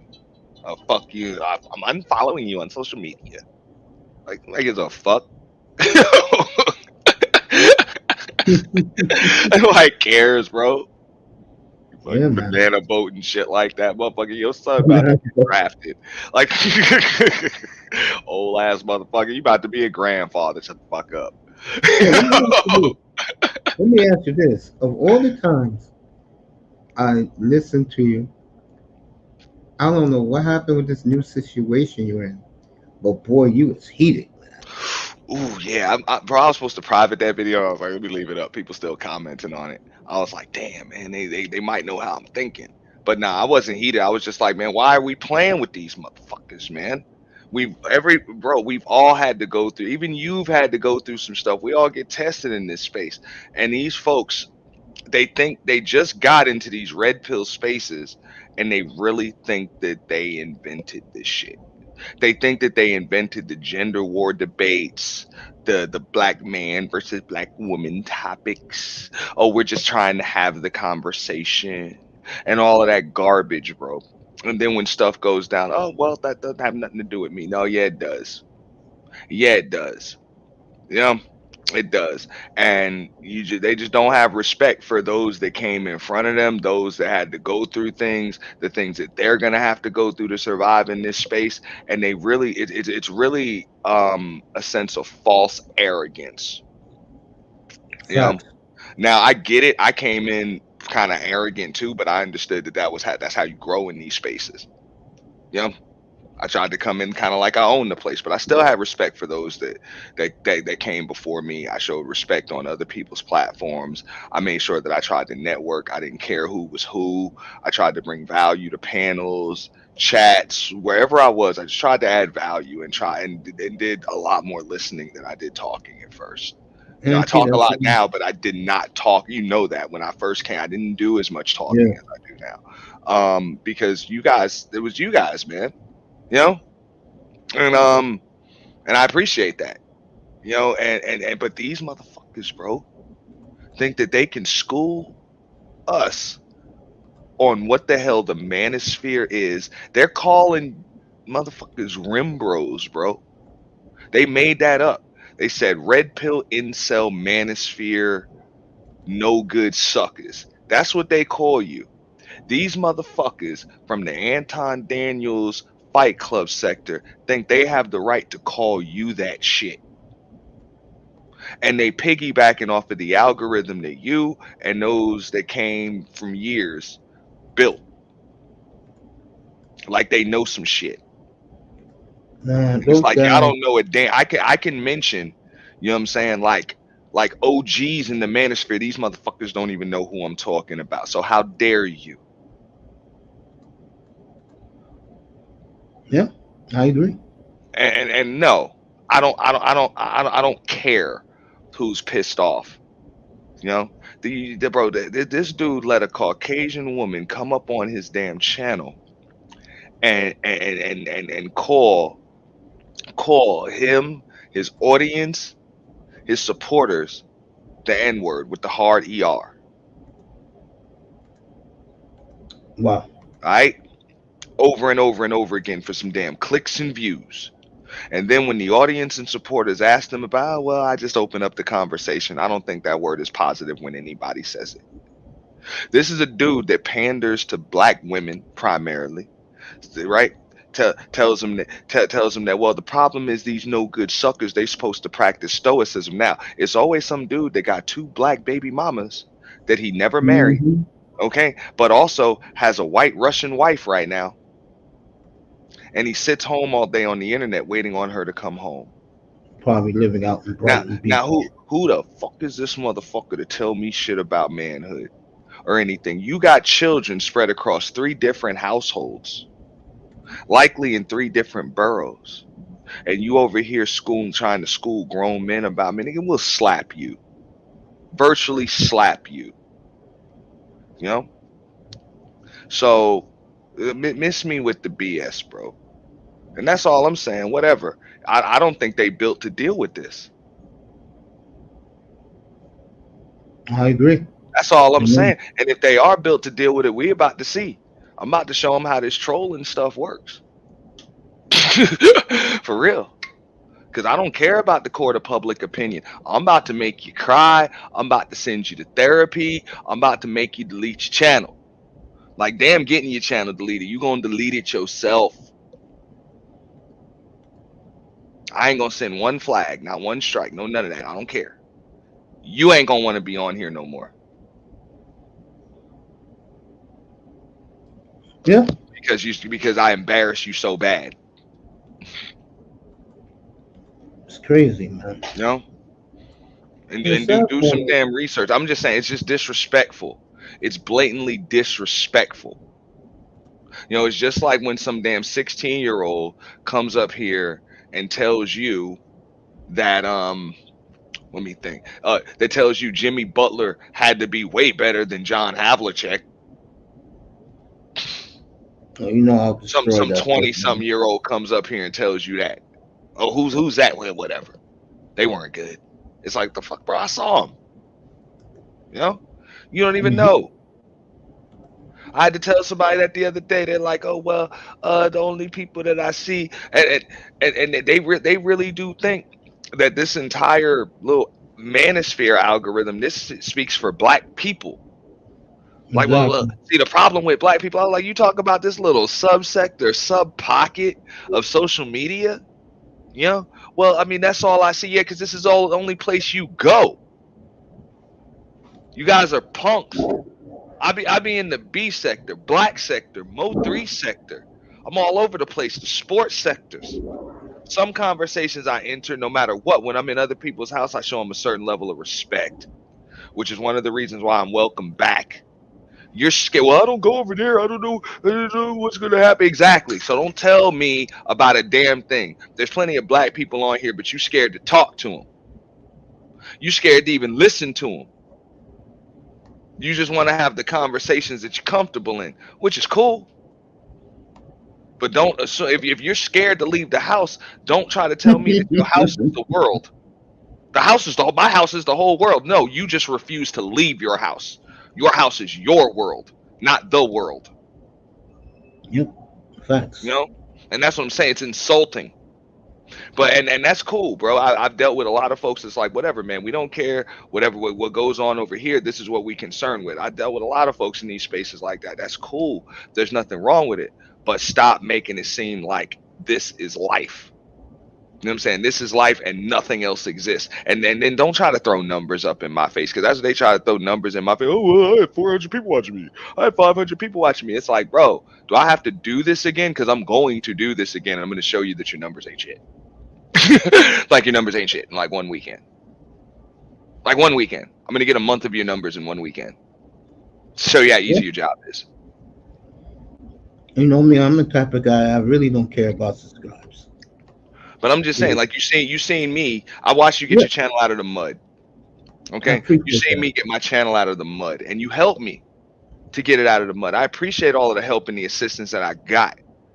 So when I see a bunch of folks that literally got channels gifted to them, literally got platforms gifted to them, that don't even have the fucking wherewithal, not even the respect to say thank you to those that gifted it. I agree. That's what I'm saying. An entire algorithm platform that you can piggyback off of. Well, like y'all need to be thanking Anton Daniels. Y'all need to be kissing that man's ass for giving y'all Fight Club, because you niggas didn't even have damn channels. But y'all were able to click that link with that. Because I would have been, if I had a show called Fight Club, trust me, you would have had to pay to get on my panel. Real shit. You would have had to pay. You would either had to cop a membership or cop a 1-day pass. Fuck out of here, bro. I would have kept up. I would have kept up with the theme. If it's Fight Club, we're gonna make it a club. Anybody can't just enter. That is what it is. You're gonna cop a membership. That's what it would have been. But he just let y'all just click the damn link, come up there, and bam, you're in front of 600-700 people, just entering a conversation about relationships that anybody can enter into. You guys got gifted platforms. Yeah, okay. I would agree with that. Now some of those folks, they did what they had to do, with their platforms, and they win, and you see them networking, you see them moving, and you see them doing a lot of other things. But these other motherfuckers don't come out of their damn sub pocket. They don't. But they think they run shit. And it's like, nah, bro. I'll show you what you'll run your ass to your therapist, bro, and wonder, why can't I get this Aunt-T motherfucker out of my head? He's in my head. Why won't he leave me alone? Yeah, that's what I'll do to you, motherfucker, bro. I've been real nice for the last few months. That's all I'm saying, bro. I've been real nice, dog. And that's another thing. They call themselves trying to roast me. I'm like, nah, bro, it don't work like that. It don't work like that, bro. Let's show you how we get, because we can do that, and sometimes you got to get there. Like I seen you have to do it before, Mace, where it's like, yo, get out of here, man. Like, I don't know who the fuck you think you talking to. You know what I'm saying? I don't know who the fuck you think you talking to, but you like, nah, let me show you how we get down.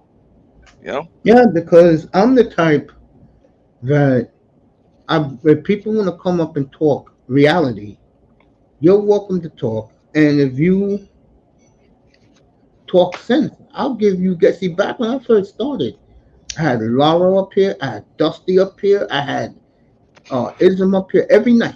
Platinum business before they went their own way, and the channel was booming, and it was because I let the brothers talk, because they were making sense, and we was talking nothing but sports, bro.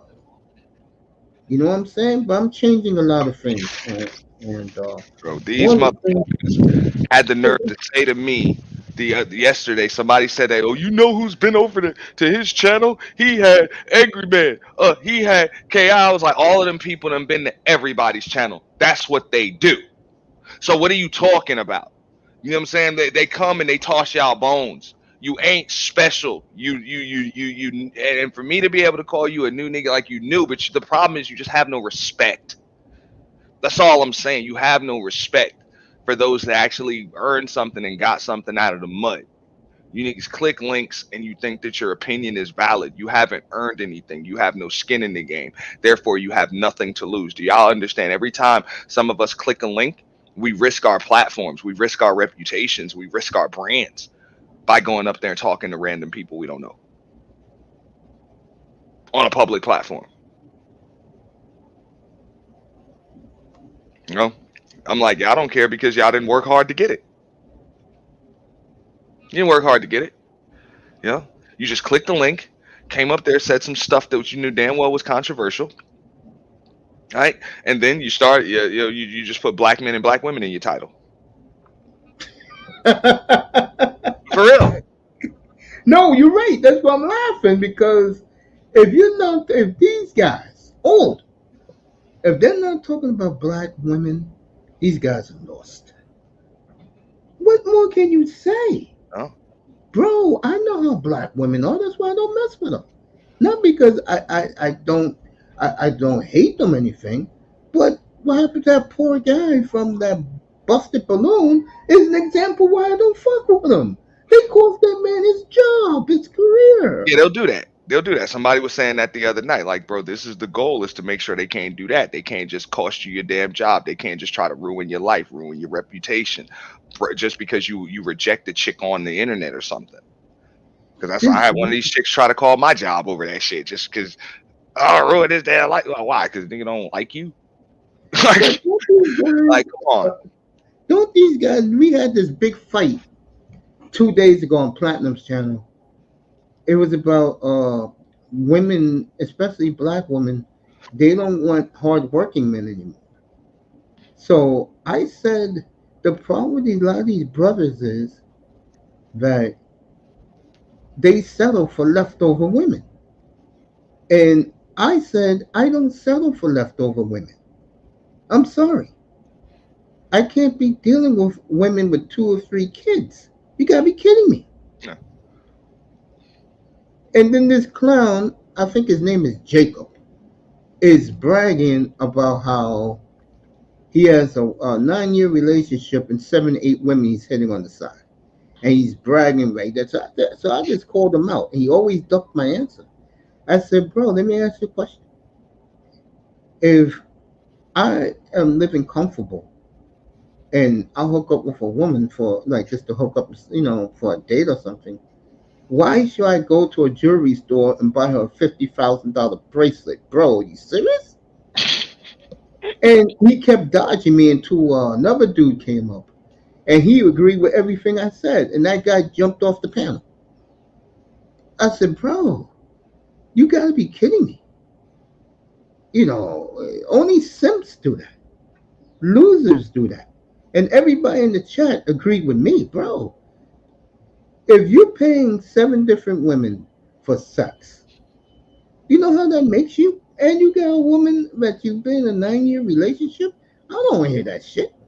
Well, I mean, it's a balancing act. You got all them chicks, you're gonna have to pay something, because you can't maintain all of them. So someone's got to keep them occupied while you're not there. It's only but so much time in the day.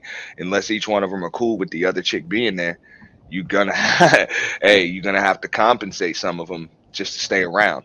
That's just what it is. So I mean, if you got it like that, you're going to have a box bill.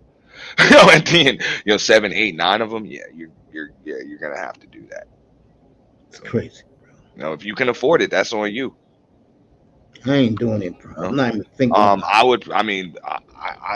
wouldn't advocate that for most dudes, especially in this day and age, because one woman is tough enough to deal with. Mm-hmm. Like, one woman is tough enough to deal with. Why the fuck would you want to deal with 7, 8, 9 of them, bro? So like that should add an extra stress into your life. Doesn't make sense. Most of these chicks got 5 or 6 people living between their ears anyway. So you get one, you might as well have 5. You don't know I've always said on this. any given day. These idiots, these simps, do they understand the better the woman looks, the more she has in her rotation? Seriously, am I right or wrong? I mean, in this day and age, believe it or not, there aren't any real rotations. Most of these chicks are lonely. They're lonely. It is what it is, no matter what they look like. Bro, they're lonely. These people lack social skills. They don't go out. They do a lot of typing into their phone, but there ain't nobody in their damn rotation. Ain't nobody coming by. These chicks are not going out. They're not meeting people. They're not doing stuff. They're just online popping noise, taking pictures for Instagram, bro. Are these women, let me ask you a question. Are a lot of these women leftover women? Yeah. Yeah. You know why I say that? I brought this up to Platt, and he agreed with me. You know how you look at Instagram, you see these women that are bad, Okay, they get you interested to click that heart button. But then, as you go further into her page and you see the kids being introduced, you just leave. I mean, me personally, I'm not scared of a chick with kids because I got one. But at the same time, I would prefer the kids are a certain age. That's it. That's just me. I don't. If you got babies, you're probably not for me. That just is what it is. You got babies. If your kids Okay, ain't grown or close to being grown, I'm good. You know, I I'm feel just you. good. And that's just me. It's nothing personal. But I'm not trying to be going to damn PTA meetings and keep it down and all of that stuff. Like we can't just give your kids the car keys and let them just go out, or something. I'm good. Like I don't see what the hell. You know what I'm saying? Like you looking for another dude, a different dude. Because I've damn that. Why start all over? You know? Yeah, I agree with that. What you just said. Yeah, I mean, I think it's crazy So I don't that. blame dudes for that, if you don't, a chick with her kids and stuff like that. But you know, a lot of these chicks don't understand that. They think that they're entitled to things. They think they deserve a certain whatever, and that's on them, bro. They can think that. I really care less, bro. If you think you deserve it, we'll see if you get it. Totally You know, agree. I'll take the over. You know, and that's what I'm saying. I'll take the over. You want to bet? Chances are you're not gonna get it. You're not gonna get some dude that's rich. Drives a Jaguar. Makes $250,000 a year. Flies private. Business class, can buy you a $50,000 bracelet that wants to take you, your kids, and your 70 times used over box. Like he's Mhm. probably not going to do that. So just understand that you can say that you're the prize, but that doesn't mean the dude's going to think that you're the prize. So, I mean, like I'm always saying, people are superficial.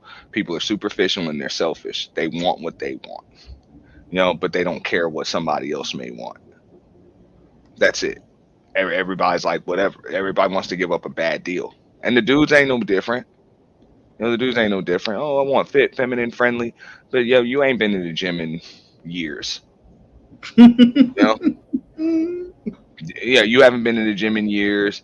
You don't even know how to groom your own damn beard or any of that. You know what I'm saying? Your money's not right. Any of that stuff, but you think you're entitled to something. Get your stuff together. Get your stuff together. You ain't even trying to understand your chick. You're just thinking about what it is that you want. Same with these chicks. Oh, I deserve a man that makes 6 figures. I need to do this certain height. I need to do this. Got to be handsome.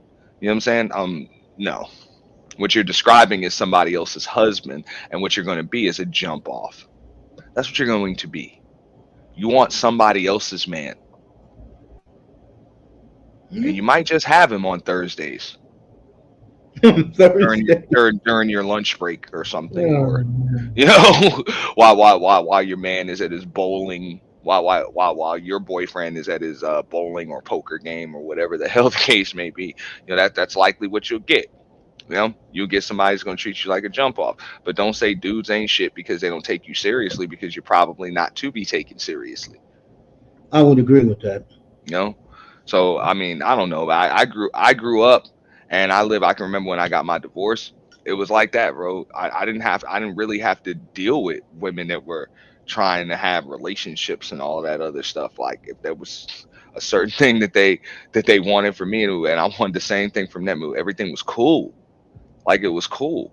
Now everything's, where is this going? People just, I don't know. People want to claim people, and you know that's I it. don't even know what claim is. Right now it's like, damn, man, like we're adults.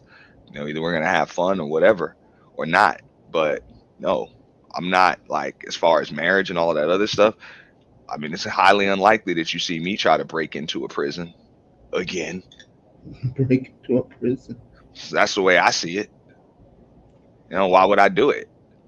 Mm. A, And a, for a my single man to, woman, a single woman is often a lonely woman.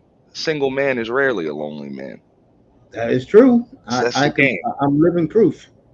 Well, you know You know, I what? always say never get lonely. I saw something the other day that said, the drama, the stuff that a man's dealt with in his life, makes a man. That adds value to a man. What a woman's dealt with in her life, it lowers her value. The more Of shit course. she's gone through.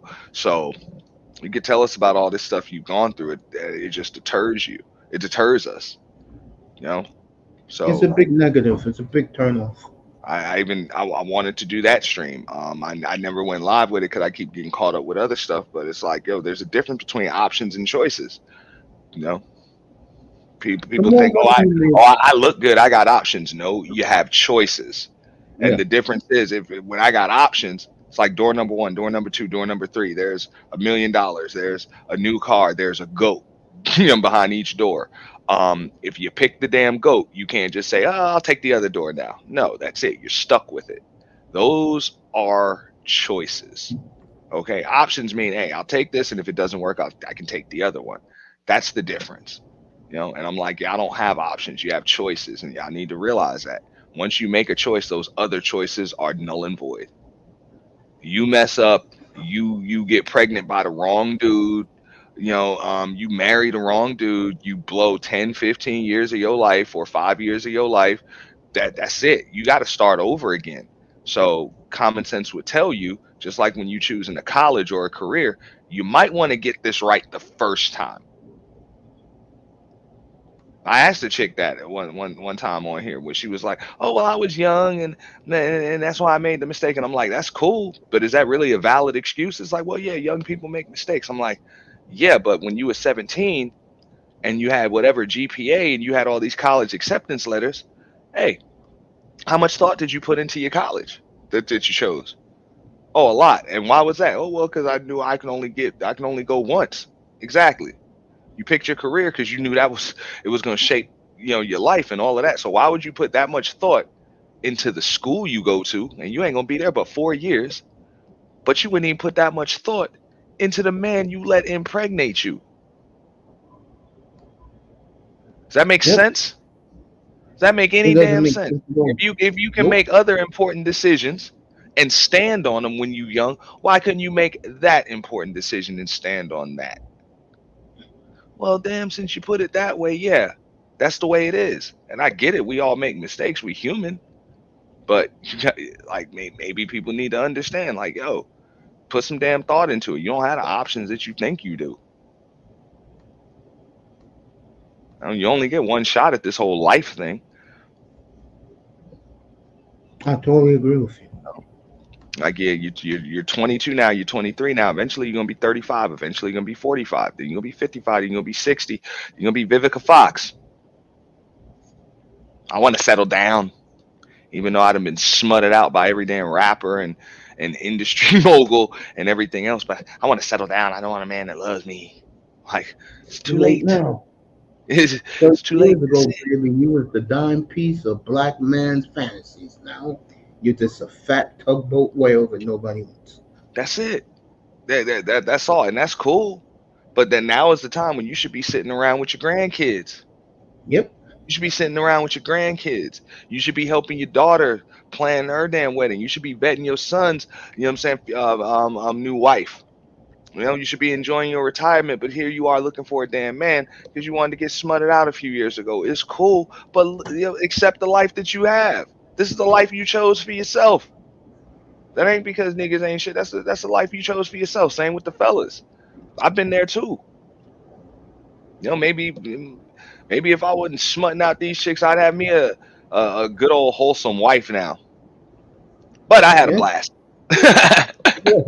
I had a blast. Whatever. There you go, man. Yeah, man. I It feel is what you. it is. And I mean, it's extremely fulfilling.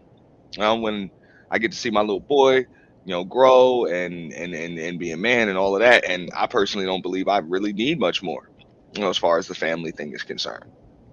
No, you did a great job, bro. Yeah. You know, they never give black men credit for anything for raising children. It's always they're abandoned their kids. They're no good. I didn't watch the video. I saw the thumbnail. Black men are no good fathers and horrible husbands. Yeah, that's us. And I put in in the mailbox too. I said, "Why don't you stop being a damn skank for once?" Maybe you. Nah, I just be like, well, why don't you just leave me the hell alone then? Yeah. Like, leave me the hell alone. I've had to say this to even people on YouTube. Like, why don't you just leave me Leave me alone? the Since hell I alone. am I'm not so bothering you. Listen. trash, like, leave me alone. You know? Yeah. Oh, but you don't understand. See, this is your problem. I was like, now you want to tell me what my problem is. Mm-hmm. How about we talk about your problems? Oh, you don't want to hear those, so leave me alone. You know, it's that simple. If we're that bad of fathers, why would you allow us to father your children? And If we're that bad scary. of husbands, why the hell would you marry us? It doesn't make sense. I'm gonna tell you right now. I never see more ads for a certain group of men not pleasing women in the bed than white men. Okay, you see all these white women everywhere on YouTube advertising, he doesn't satisfy me in bed. The point I'm making is this: that's the reason why Auntie to have the kids, because whoever's banging on them is giving them some good wood. Well, I mean, there's a lot of stuff going on in this day and age. Of course, people have their smartphones, so the triple X sites are just extremely accessible. So, it's tough to satisfy any damn body. Everybody's got just everybody's just on to the next stuff. Everybody's just like everybody's just used to just scrolling, and everybody thinks they can have what they want. Um, and people are just hooking up. Like, they're hooking up. Like, you have dating websites now. Um, and people, you have hookup websites. People that don't know each other, the sites are set up just so people that don't know each other can just hook right up and move on. Like that's what it is. People's social skills are messed up. You didn't hear about this stuff a long time ago. He didn't Oh satisfy no. me or whatever. You found a way to be satisfied. And if this was the man that you had, this was just the man that you had. This is who he was. Yeah. So, I mean, same with the dudes. You wasn't worried about, oh well, I just like them a lot thicker than that, or she's not pretty enough, or her hair ain't long. No, if this was your chick, this was your chick. Hookup websites. So everybody thinks that they're gonna have their ideal person all rolled into one, and we're all a work in progress. So I can understand why relationships just don't really work anymore. I can understand that. I just don't have a problem with it. I'm like, I'm cool. If these chicks is giving it up, hey, just hey, get your glove, open your glove, get ready, because they throwing it. Just be ready to catch. Just be ready to catch, man. Because they throwing it if you want it, but you can't get attached, and you can't just fall in love, with anybody. And the same rules apply to women. And if you falling in love with a dude just because you getting good wood, you a fool. These days, like you just a fool. I mean, you was a fool back in the day. But you damn sure a fool now. And the same with these dudes. I feel for these dudes. I'm telling them, I'm like, don't go through these damn 6-month, year-long droughts and stuff like that, because these chicks are gonna abuse you, man. When you finally get some, these chicks will abuse you. Enjoy life, have fun, but make someone earn, your presence and your time. It's your most valuable asset, and your thoughts and all of that stuff. Make somebody earn it. And that's not just about how they look or what kind of car they drive, or how much clout and followers they got on social media, or damn all that. Is this person gonna help to make your life better and help to make the journey that you're gonna go on in life? They're gonna make it easier. Are you gonna be able to help them make theirs easier? Like, that's what companionship is all about. But I just think everybody wants all that stuff rolled into one. It's like, oh well, I choose you, and you should be all of this because that's what I want. Like, it doesn't work like that. You're supposed to choose somebody because they are all of that. You don't choose somebody and then demand that they become all of that. That's stupid. It's like me going to the pet store, buying a pet goldfish, and then saying, I'm going to teach this fish how to climb a tree. Like, bro, fish don't climb trees. Like, you do know that, right? Yeah, well, Yeah. I want my fish to climb a tree. That's what it sounds like. Well, my man got to do this. It's like, yeah, the nigga ain't gonna do that. Like, he had multiple chicks when he got with you. You was one of the multiple chicks. So, but I mean, he's cheating on me. He was cheating on like you didn't care when he was cheating on the chick with you when you got with him, and now you're mad because he's cheating on you too. Same with the dudes. Like, bro, oh, she got all these dudes on social media. We wasn't tripping when you was one of them dudes. Yeah. You know? So get it. The same way you came in is probably how you gonna go out. So I told you, Auntie. I told you. I totally agree with you, man. I mean, I don't cry a river for them. I believe in trial and error, but you just got to get the fuck up out of there, man. When it ain't working, man, get up out of there. Ain't nothing wrong with having conversations. I ain't saying just throw relationships away and stuff because they're not working. But yo, once you exhaust all resources, just keep life is too short to be all unhappy and be Tell all me about it, off bro. My and mother all of that doesn't other stuff. understand. Bro, my mother doesn't understand. I am so blessed to get a healthy kidney, bro. Every day for me is a damn good day. Man, congrats, dude. Absolutely. I appreciate that, man. Yeah. That's what And I'm saying. the coolest thing was all the brothers from the space, from the spear. That Friday night, I had like 80 guys in here just to congratulate me on getting a kidney, and that meant the world. Yeah. I had a professor up here. I had the OG was in here. You know what I mean? A lot of guys came up and said, Mace, how do you feel? And I made probably the best honest statement I ever made. I told my fellas, I'm gonna be real with you. I'm always gonna be proud of being a black man. And they all applauded, bro. And I meant that. I think being us is mad cool. And if it wasn't, everybody wouldn't try to be like us. They're going to, but I'm like, hey, if you got these chicks trying to rip your confidence, to shreds and all of this other stuff, when all you doing is talking to the fellas and stuff like Mm-hmm. that, man, bro, ignore these chicks, man.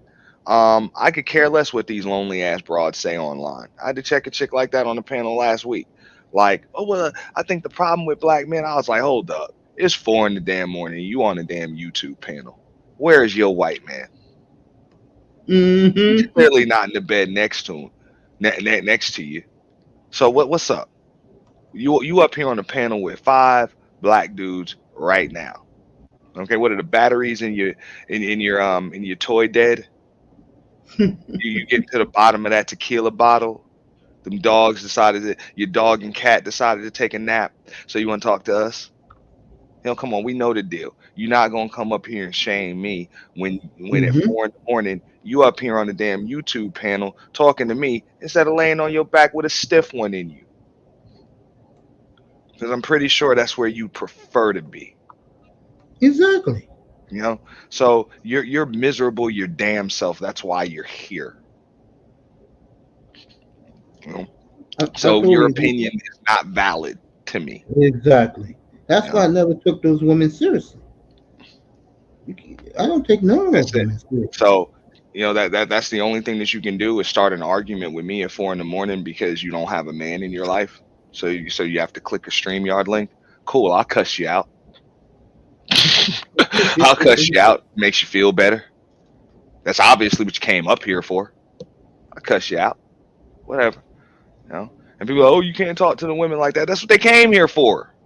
Exactly. And they To came here dog you out. to sing kumbaya with you and say, oh, you men, I agree with you. No, they came to start a damn argument. So cuss them the hell out and kick them the hell out.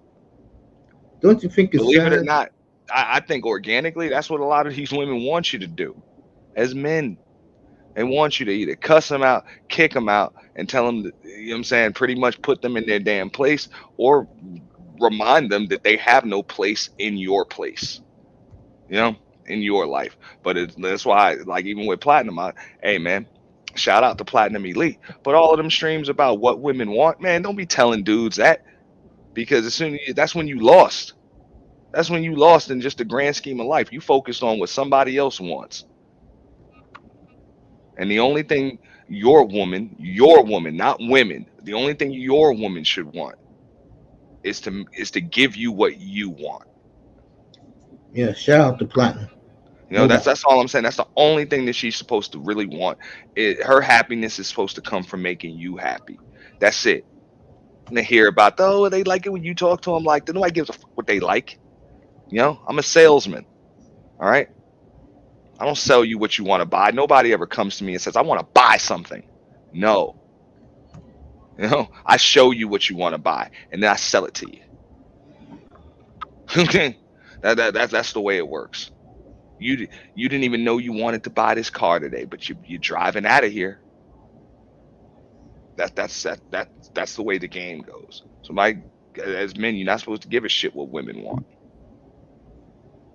You're just not. Life is too short to be worried about the whimsicalities of a woman. Their minds change with the weather.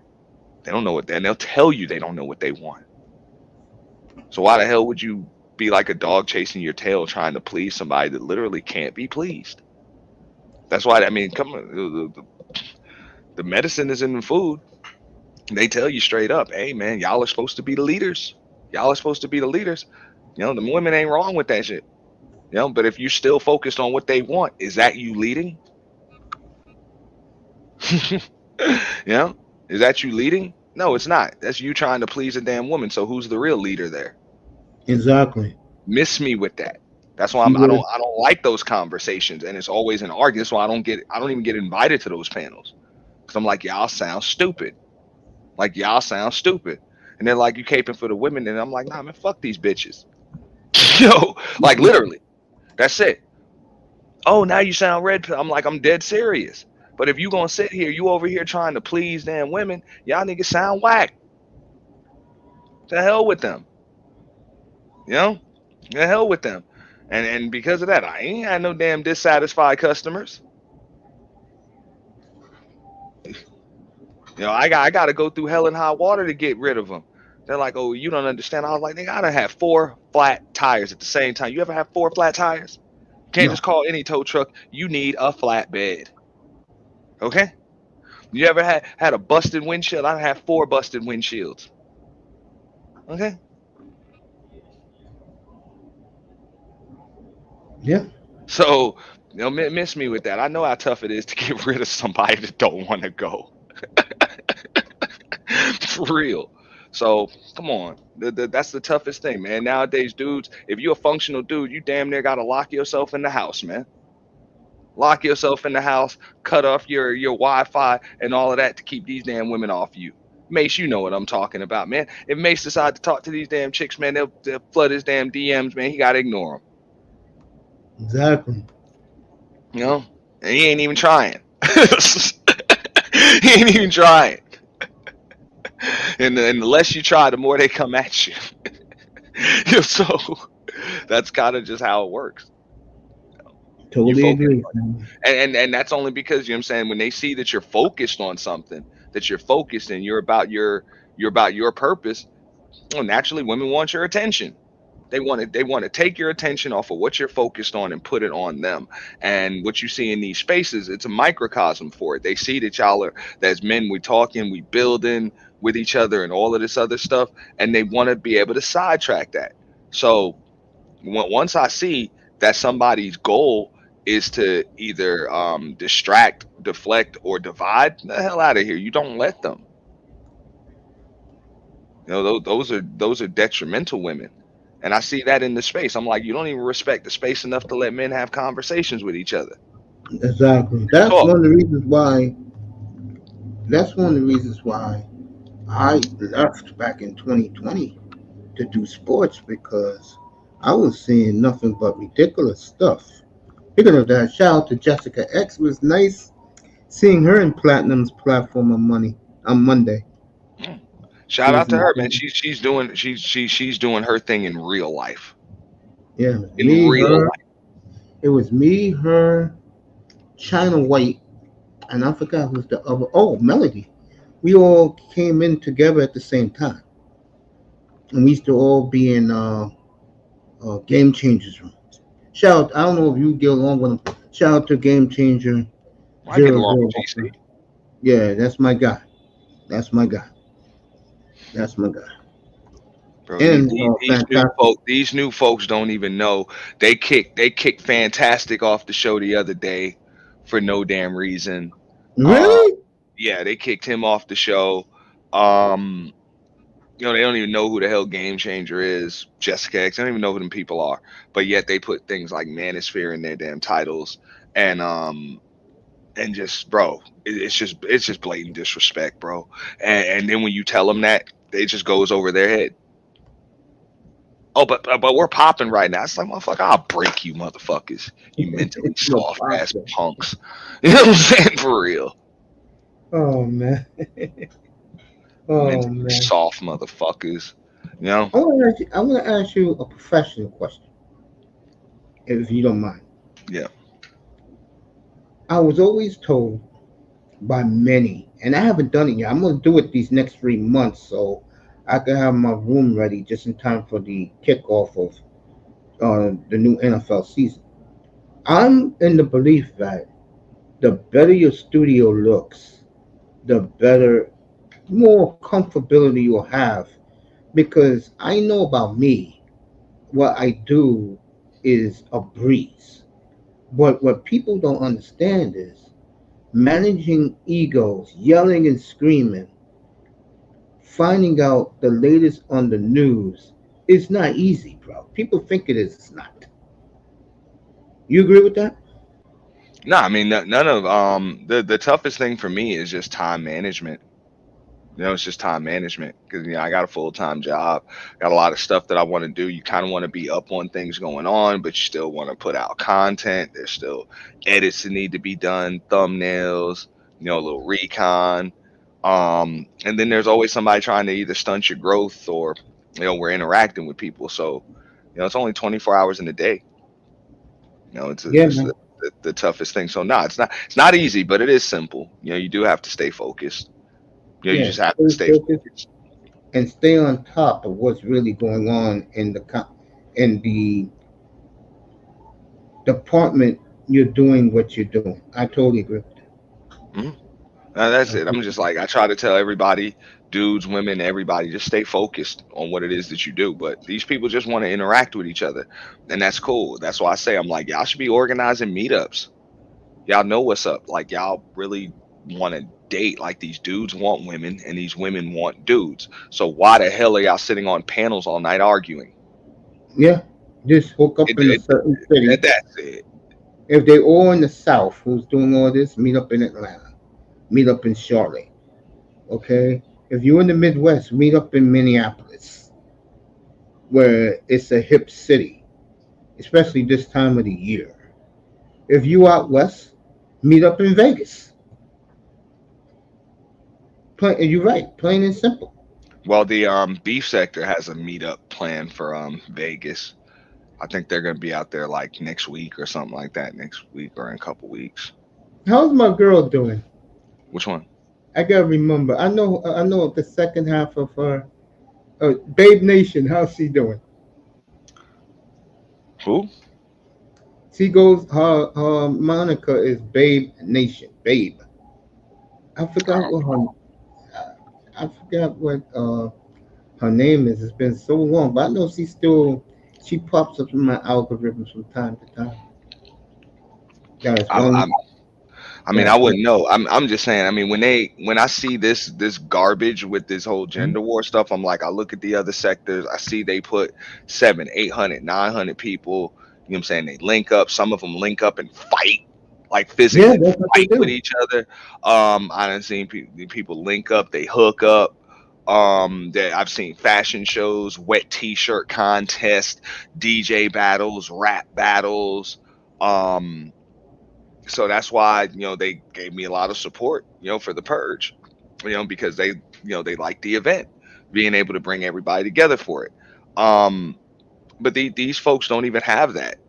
you know they don't even have the ability to be able to plan anything, do anything, put everybody together. It's the same conversation every day, all day. I tune in after my stream was over on Father's Day, and I still hear these people arguing on gender war topics. I'm like, yo, it is Father's Day. Mm-hmm. I totally agree with that. It is Father's Day, fellas. There's no reason to talk about women today whatsoever. It's really no reason to. But y'all can't There help you it. go. They can't That's help my it. baby. Somebody put her hashtag. Yeah, how's Five Babe doing? Oh, 5'8". Oh yeah. Now I know what you're talking about. Yeah, Yeah, that's I my mean, baby. she's doing her thing from what I Yeah, heard. that's my baby. I'm just like, man, let's just get it popping, man. Like, Sean Bradley. nah, yeah, bro, they going through it over there, man. Check out Henny Yeah, Wash channel. man, bro, I Yeah. tell you, seriously. Shout out to Henny Wash. Her and Baller X keep me in the Informed. loop when it comes to Shout out to stuff. Baller X, by the way. Now 2.0. Baller X and Henny Wise, you know what I'm saying? They work together. Baller X handles our side. Henny Wise handles, Mo 3 Black and Beef sector, and Baller X handles the Manosphere adjacent sectors. So I'm like, what they do? That's the Lord's work over there. That really does keep this side of Black YouTube kind of in sync with each other, and a lot of people don't get it. They don't know. So I'm like, Damn. y'all just have no respect for anything. So that's why I don't have any problem just smacking them a little bit, because we all had to deal with it, dude. Wow. Let me see who's she has a war with this chick named Nicole Tyler. Because on this woman's page, she's putting nothing but dirt on Five Babe. Yeah. Welcome to the world. How may I help you? But Mace, let me Yeah, jump you off, people are man. crazy, I gotta hey get man, to it work, was dude. awesome having you, bro. It Nah, it really was was, great man. talking to you, bro. I kind of You too, man. reflected a I'm gonna good be place. I'm gonna be on. I'll let you know this. I'll be on Friday night doing the doubleheader of the WNBA. I'm not joking. Connecticut. Excuse me. Connecticut's the late game. The early game is Indiana at Atlanta. You know why I'm watching that. I'm gonna go live. That's one of the things I wanted to talk to you about. I like to simulcast the show. We should have did something about the finals. Definitely free agency or something if we could talk about it. Yeah, the free We agency is could coming up, and we can do that. open It's up a coming up. panel. Yeah, we can open up a panel between both of the channels, man. Whoever wants to come up, talk about it, possibly, but we can talk about some things. So Yeah, that would be I'll cool. IG you. We can just talk about some stuff going on with the free agency this previous season, stuff like that. Maybe even talk about the ladies, whatever. And when I say ladies, I mean ladies basketball. Of course. I'm not getting into that, bro. Hell no. I mean, Bro, that's one of the things, So I just like to, just do other stuff, because these people trying to goat me into gender war topics and all of that other. I don't have time. I don't have time. yeah. When we simulcast, what I will do, I will send the show I'm gonna do link to you to your IG page and my StreamYard to the IG page, yours. I'll Okay. send that, and then you just pop up with your channel. Yeah, that's it. Yeah, That's it. I got Not you, a man. problem. Appreciate you, man. You have a good day. All right, You thank you. going live Friday night? Probably not. I usually don't do Friday nights. All right, so bro, I'm gonna have to double header. If I go live on a Friday night, You got beef. It's litty. I can't Like tell you you it's was beef, yesterday. but it's litty. Yeah. It's I saw litty. you I'm yesterday. shutting it down. Yeah, I was watching you last night, man. Yeah. And that was only know supposed to be an hour, half an hour, and I just was sat up there for 2 hours. Just, yo. Yo, Indiana, Atlanta. The late game is Connecticut at Vegas. So No, you but, know but I'm doing that Friday. you got to remind these people, like they have the nerve to call themselves content creators. It's like, bro, you drop a StreamYard link and you hide behind a panel. Okay, I'll sit up there by my damn self, no camera. Okay, and pop shit, and people will listen. You know, that's content creation. So, people need to understand what the hell they are. I'm like, they don't need to take pride in hosting panels. It's just blatant disrespect, Mace. It's like it's got to be some level of professional integrity here. I'm sorry. We work too hard. We work too hard. Yeah, man. For Because people to just again, come and just diminish the work. yeah, And yeah. like I But said, I'm not though, saying that it's the hardest thing in the world, but it's mhm, definitely not the easiest. But it is simple. But you do have to put the work in. you're right, man. You're All right. absolutely correct. Hey, have a great day, and hopefully I'll see you Friday night. NBA fans pulling up Friday night. All right. Peace, fam. Peace, family. Have a good day. The great auntie, everybody. I will see you again, maybe tomorrow night, and just bring up 305 and chill with him. Just talk football all night. That's what we'll do tomorrow night. I'll be on tomorrow night at 8:15 Eastern. Just talk about football all night. Getting the thumbnail ready right now. And you guys were great today. Appreciate you. Auntie was awesome. I will see you, if not tomorrow, definitely Friday for the WNBA doubleheader. And then Saturday, if I decide to do the show on Saturday, I'll be on Saturday evening early and talk football all night. Training camp is coming. Then I'm gonna do a couple of shows like that during the off season and get you ready for the preseason, exhibition season, and then the regular season starts September the 6th. Brand new studio, brand new look. Green Bay at Philly and Sao Paulo, Brazil. You guys have a great day. I appreciate you. And I'll see you guys, if not tomorrow, definitely Friday night and Saturday. Then Sunday, let me show the thumbnail right now for you. We're going to do round 5 of these two right there.